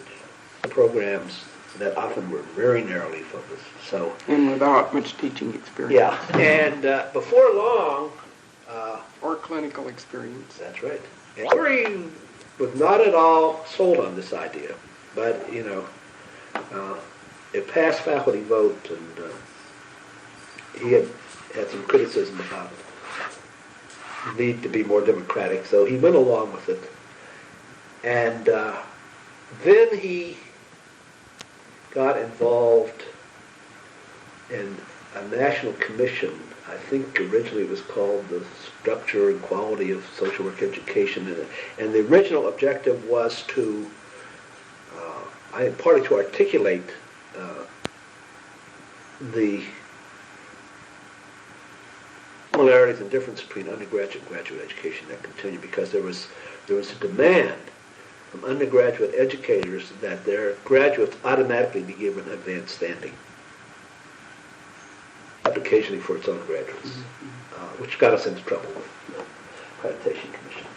But, so Maury was chairing that, or maybe he was on it, and then that grew into, the title, Commission on, I think, Quality in Social Work Education. And they came up with a blueprint for redefining the curriculum standards. And Maury, who had been critical of this, that became the blueprint nationally. So, because, there was no core, you could not depend when you hired a social worker on that there being a core body of knowledge or skill that every social worker would have. That you almost have to do a differential diagnosis on the. This is still not achieved, you say? No, but I think the curriculum policy. Well, I don't know where it is now because this policy's been there a while. If those curriculum standards are enforced, certainly the first year is core content that everybody's supposed to teach. But it wasn't then. I mean, if you wanted to hire somebody, you had to find out where they went to school and know something about that school's curriculum and who they studied with there, because there was so much variation from faculty member to faculty member. And so that was going on. That was a national trend. And another thing that was going on with the loss of money was a very substantial decrease. The private schools hardest, but it also hit many of the public schools, especially the larger, more prestigious ones. These small, very regional schools just, they seem to have an audience. Their own momentum. They have their own market and their own, but minorities, that the funding for minority students started drying up very quickly. And at times I felt like a salmon swimming upstream. But because, we were in a university that was financially troubled. A environment that was hostile to social work education, and no track record in fundraising, and trying to get a foothold there at a time when there was more competition for the dollars out there, because agencies were going through the same thing. So everybody was fundraising, every liberal. And but we did not experience a decline in enrollment. It's partly developing new programs, a lot of attention to curriculum enhancement, reputation of the school, and fundraising, trying to raise some money for student aid. And our minority enrollment did not grow. In fact, I remember the associate director of the Council on Social Work Education was a black man, came out to visit us and wanted to know what we were doing that was different. NIMH had given money for minority doctoral students, and that was administered through the Council on Social Work Education rather than schools. And so he was intimately aware of what was happening and in the schools, and came out to find out what was going on and see if they could transport it. And the truth was that I think many schools and deans had increased their minority enrollment only when they were forced to. And they did not have a genuine commitment. Once the money started disappearing, there was a rationale to forget about it. I don't know the history at SC, because for most of its career, it was a primarily white school, although not exclusively. You look around the pioneers in social work in this community, blacks, Latinos, there are not many, but most of them, They're SC folks. they're SC folks. Yeah. And they've been very loyal alumni. But there was a real commitment there. I think Maurice Hamovitch had it. I had it. And I also think organizations and cultures are enriched by diversity. I enjoy diversity. And I enjoy it during the student body, and I enjoy it on the faculty. And it's not a matter of quotas. And, we never had anything ideal. But I think the other thing is that students are attracted to, have an affinity for an institution that has some of its own members on it. It's kind of like what happened with Carol Moseley Braun in the Senate. Now that there is a black woman there, a different point of view is expressed. Or even if she doesn't express it vocally, that her presence. And I remember when Betty Hartford came on the faculty at SC. Now, SC, the school, been a pioneer in gerontology. Maury got very involved, with deaning. We had a more collaborative relationship with the School of Gerontology. That got ruptured, and Barbara Solomon kind of drifted away. We had no joint appointments anymore, and it started disappearing from our curriculum. And then we hired Betty Hartford, who was retrofitted into gerontology. She was not a gerontologist, but it was a joint appointment, that she came here on sabbatical and stayed, and she was the first director. And but I could tell the difference in faculty meetings when we're discussing curriculum. When you have a gerontologist on the faculty, that people suddenly remember that human development does not stop with adolescence. and I think it's true with so all those things. The school did. Everybody was out fundraising, having shortage hit everybody. And the other thing that was very difficult in Trin is there was a drastic shrinkage, almost disappearance of federal funding for social work research. And I'm not sure that it's much better now. In time, and something I don't think affected SC to the same extent in the 80s, I don't know what's happening now, was that doctoral programs in social work, they took as their model, in my belief anyway, the academic department rather than the professional school. Mm-hmm.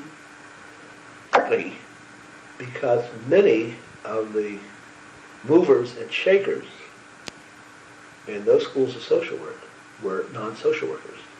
They hired sociologists, economists, political scientists, what have you. And because they had better training in research and statistics, you know, they wouldn't be teaching in the doctoral program. And in session started looking for its esteem from the academic community rather than the professional community. And SC fought this, and it didn't start with me. That we had a formal policy that we would not hire anyone on the faculty who did not have a social work degree and social work experience.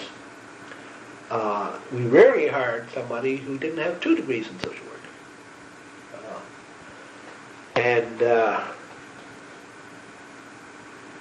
I think partly because of its, for a long time, USC was the only school of social work, first in California, then in Southern California.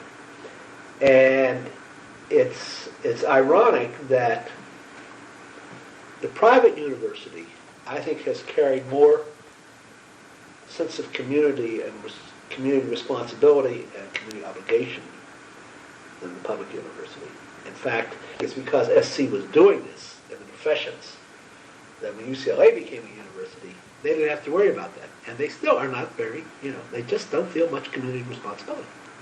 And so they're going to be, the researchers and the scholars, except, in my opinion, it has not been a very strong school, even in that way. That I think, if you don't have that professional foundation, your research becomes rather sterile and has very little utility for the profession. So, I also, and I've argued with administration, I believe that the primary goal of the university is education. Research, although it's important, is secondary. There are research institutes around, a lot of good ones, and I think that becomes even more pronounced in a private university where tuition is very expensive, and where the student or the student's family or some donor is paying that tuition, it still is a lot of money, and I think they deserve a quality product. So, but that was another trend in social work. I think a de-emphasis on the profession and a de-emphasis on teaching. To field education. To your regret. My regret. Yeah. During your deanship, you had a couple of terms, overseas appointments. Maybe you could say a word about Western Australian Institute of Technology and University of Hong Kong. Well, I was to be eligible for a sabbatical, after my 10th year at USC. Well, I'd also had 3 years in Chicago, and a year, and I was just getting a little tired. And again, at that point in time, faculty sabbaticals were not funded by the university. Now that's one of the improvements of this new system. You have somebody out on faculty, they're on a sabbatical, their sabbatical salary is paid by the university, and you have their salary to hire a replacement.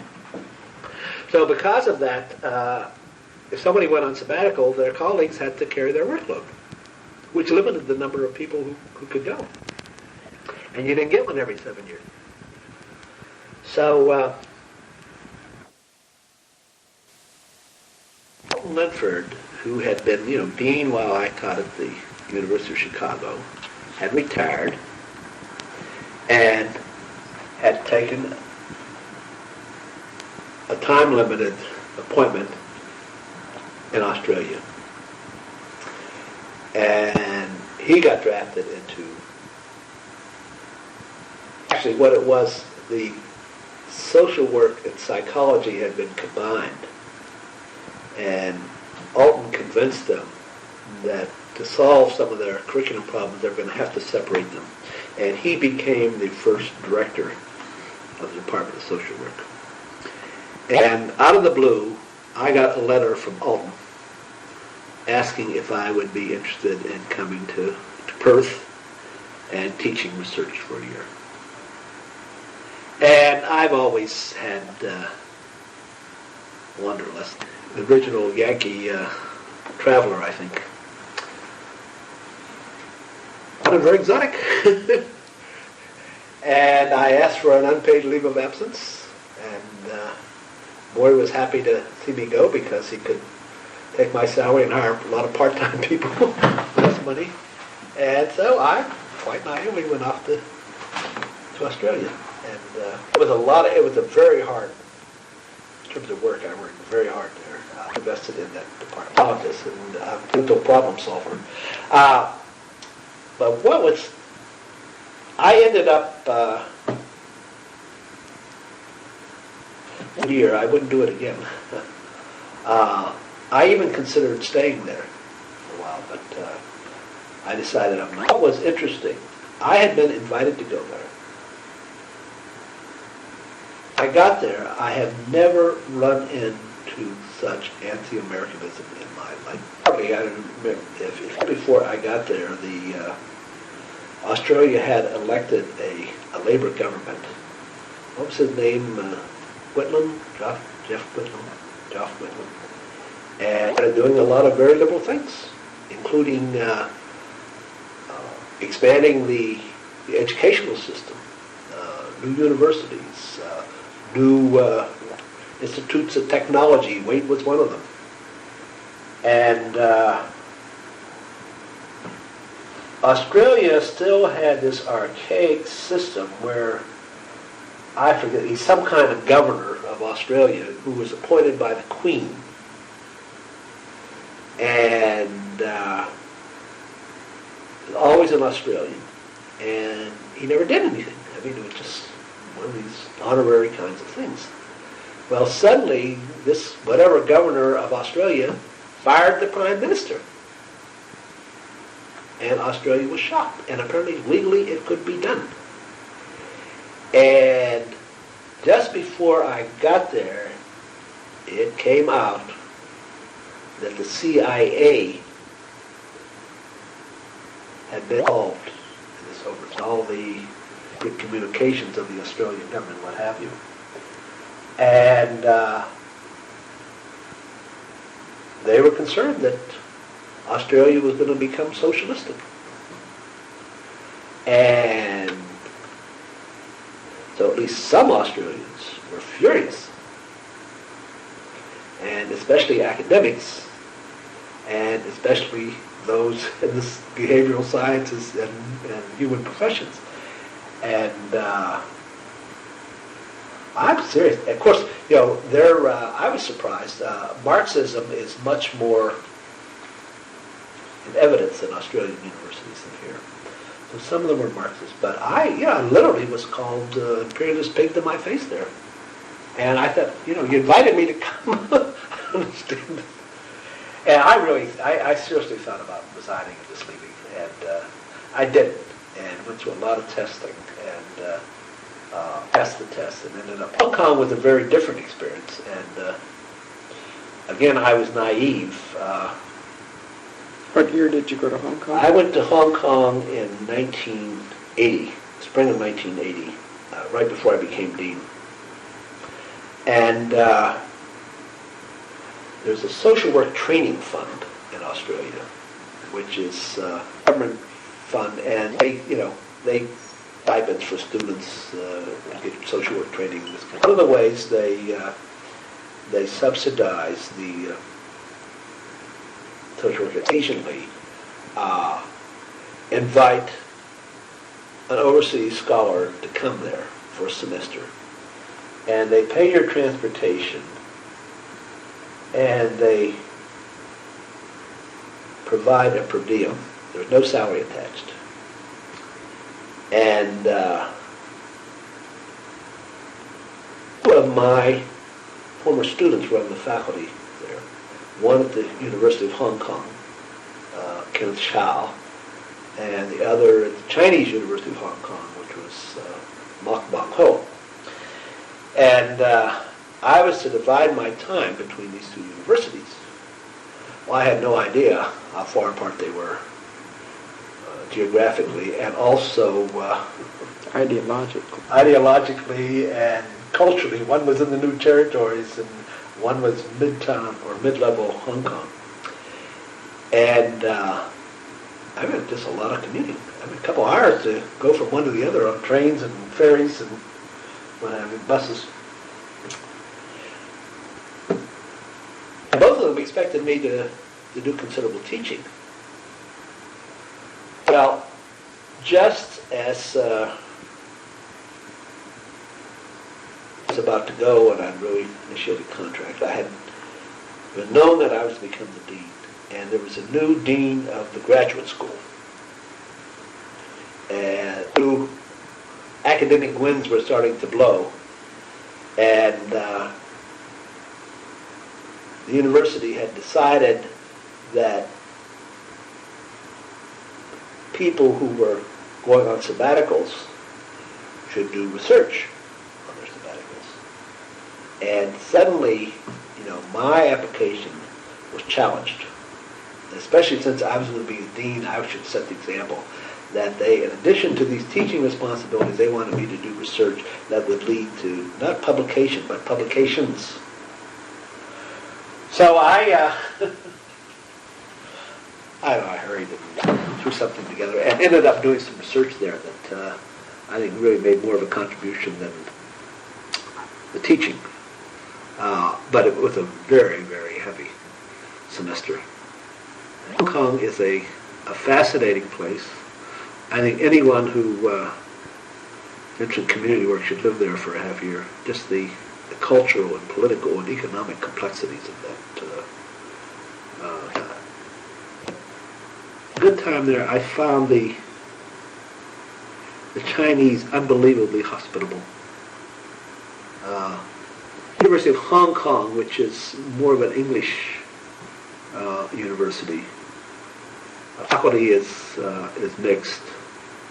There are a lot of English Britons in the social work department, and what I found with them was what I found with the Australians. It's probably the English influence. They're friendly, but they're not hospitable. And at the very end, I suddenly realized that there was a tremendous amount of latent racism at the University of Hong Kong. These English colleagues, they were very friendly, very civil. They had some very interesting conversations. And they realized one of them had ever invited me to have lunch with them. I don't mean as their guest. I just mean at the faculty club. None of them had entertained us. The exception at the very end was James Jones, who was, but he was, head of the social work department at Chinese University. So he was my boss in a sense. Peter Hodge was on sabbatical, so he was not in at the University of Hong Kong. Rather, he is not that way. But and then I thought about they have a faculty club they call a senior staff club in Hong Kong, and I realized that in that dining room, Chinese eat lunch together, the Brits eat lunch together. They're self-segregated. And I decided, consciously or unconsciously, that I came there, and I knew Kim Chow, who was acting head, and he had been my student, and we were friends, and he had arranged for him and Lee to meet me at the airport. And it was kind of like in the service, when they were trying to integrate the Air Force when I was in, that if you socialize with the blacks, you were actually ostracized, but it's kind of, you made your choice, and, go live it. And now, Bob, you're Professor Emeritus, and can you give any word about the retirement experience? nothing that's generalizable, because I had a very atypical plan. University had an option for early retirements, and well, I was 56. At 55, 10 years, 15 years, you could go on the half-time program, and I opted to do that. And the university prefers that you teach one semester a year. I did that, and simultaneously moved to Washington State. So the plan was I would come down for one semester in the year. And when you're exiting as a dean, the university likes to give you a sabbatical leave so you can get out of the way and let the next guy take hold. And you get a semester. So instead of a semester, I took the whole year at half pay. And then the second year, in the spring semester, I was partly to stay out of the way from the new dean, but also in terms of teaching, the fact that I was only there one semester a year, I thought it would be the most appropriate use of place to put me. So I was gone for 18 months, and when I came back in 18 months, the system had kind of closed. And it really didn't work very well. It didn't work very well for me.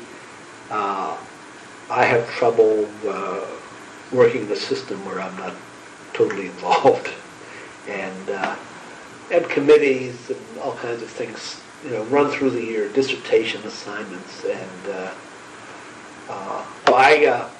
I worked just one semester at that, and then I negotiated a full-time retirement with the provost. So I've been out of the school, and not moving. I moved on into Washington State. I moved to an island, and I've just been very divorced from the social work community.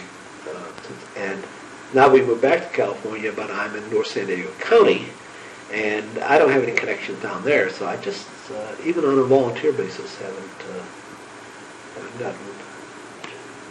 That's in the future. All right, Bob, can you think of changes that are really important in the profession from the time when you first entered it to right now?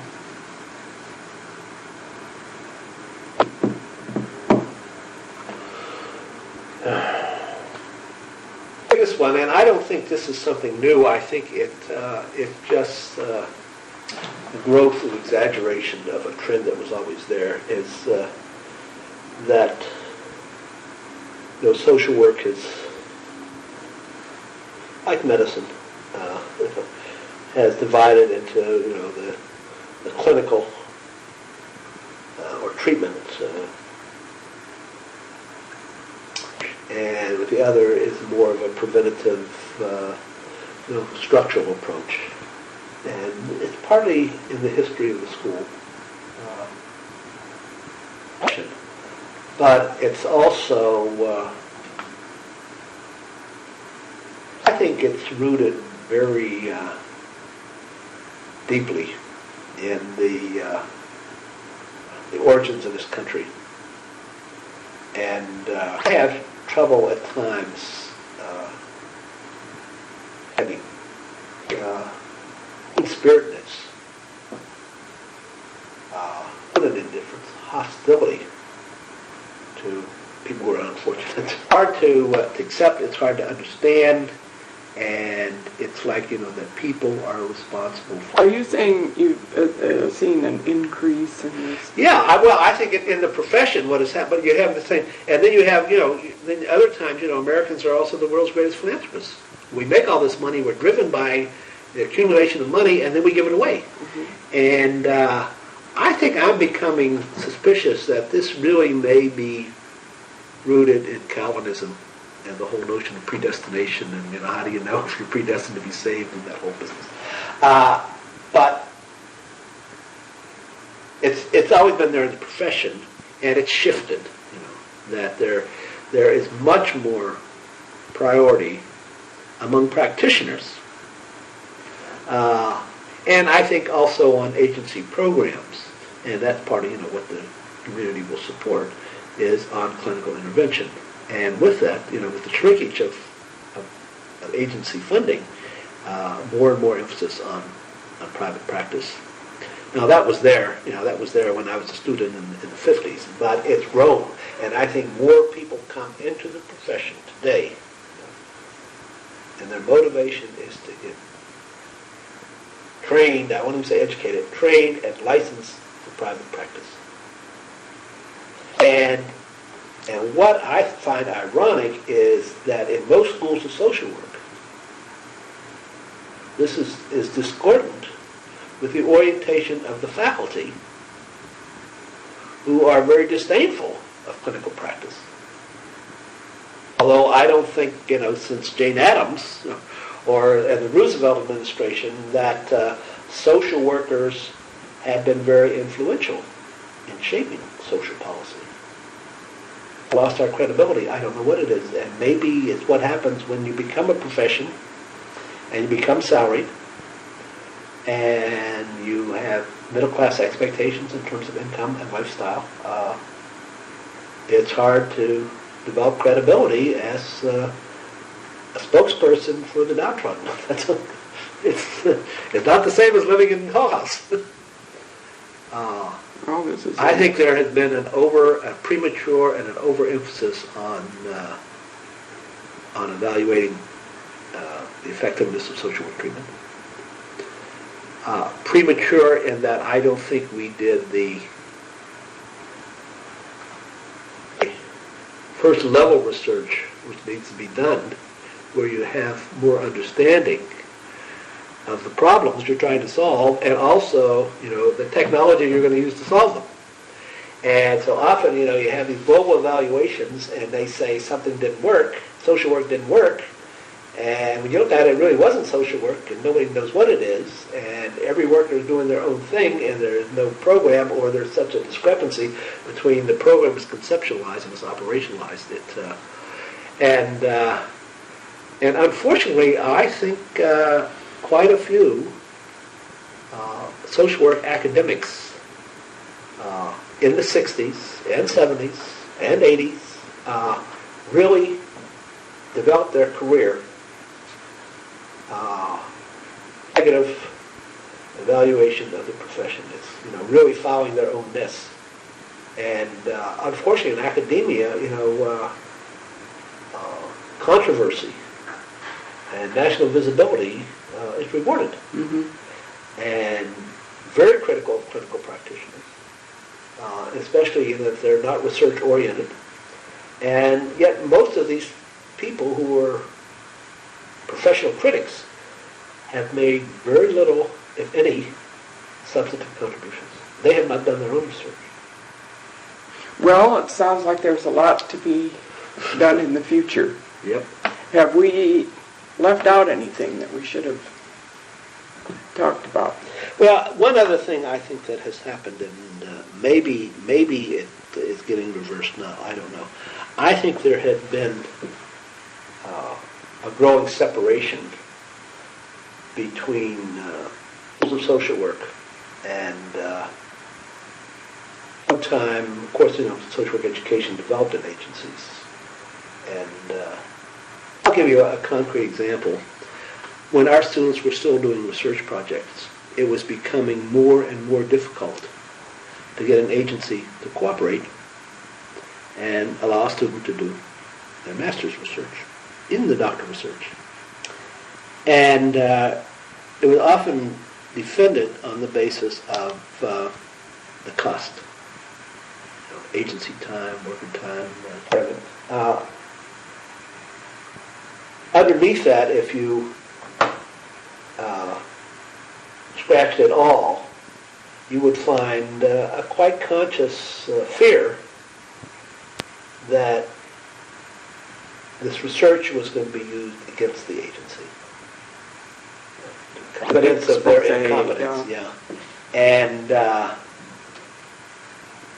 no matter what you said you were going to study, they were afraid it was going to really be turned into an evaluation of their performance. I can understand that. But one of the last things I did before I became dean, and then we changed the curriculum. We dropped the research projects as a requirement. I thought, part of my experience in Hong Kong, and I taught a course there I put together on the relationship between research and practice, and it gave me a chance to look at all that literature, and also thinking about my experience in teaching research. And I became convinced that the way to get a student interested in doing research and learning the methodology and the statistics they need to do the research is to get them involved in a research project they're interested in, rather than the faculty's. And it suddenly dawned on me, that we should be doing the same thing with agencies. And I guess as associate dean, occasionally I would get a call from an agency saying, would someone in your school be interested in studying X or Y? And they were always hopeful that a faculty member would do it. Of course, faculty are not willing to do anything they're not paid for. And it's not realistic for students in many ways. The planning, what have you. I'm going to try and turn this around. So I sent a memo to all the agencies where we had students placed and said that every year students a great deal of time and energy trying to identify a problem to research. That I could not make any promises. But I would like to try, if the agencies, I also said I get these calls from agencies, but if agencies had topics that they felt, they needed research on, they did not have answers, they would identify those. I would put together a master list and distribute it to the research teachers, and there might be some matches. I couldn't promise. Students were under no obligation. Well, certainly most of the faculty didn't use it, but those that did, students, and it wasn't necessarily something they were interested in, but they were doing some research that was going to be used. And there were some good matches. There were some good matches. Good. And that's where I think the profession is about it. It's got to come back, bring back together the interests of the university and practice. That's certainly an indication for and that's the future. And the curriculum or anything else, and that's my final word. That's it. Bob, thank you very much. I think this is an important addition to the archives and what we need to know and understand about the development of social work education here. Well, Thank you.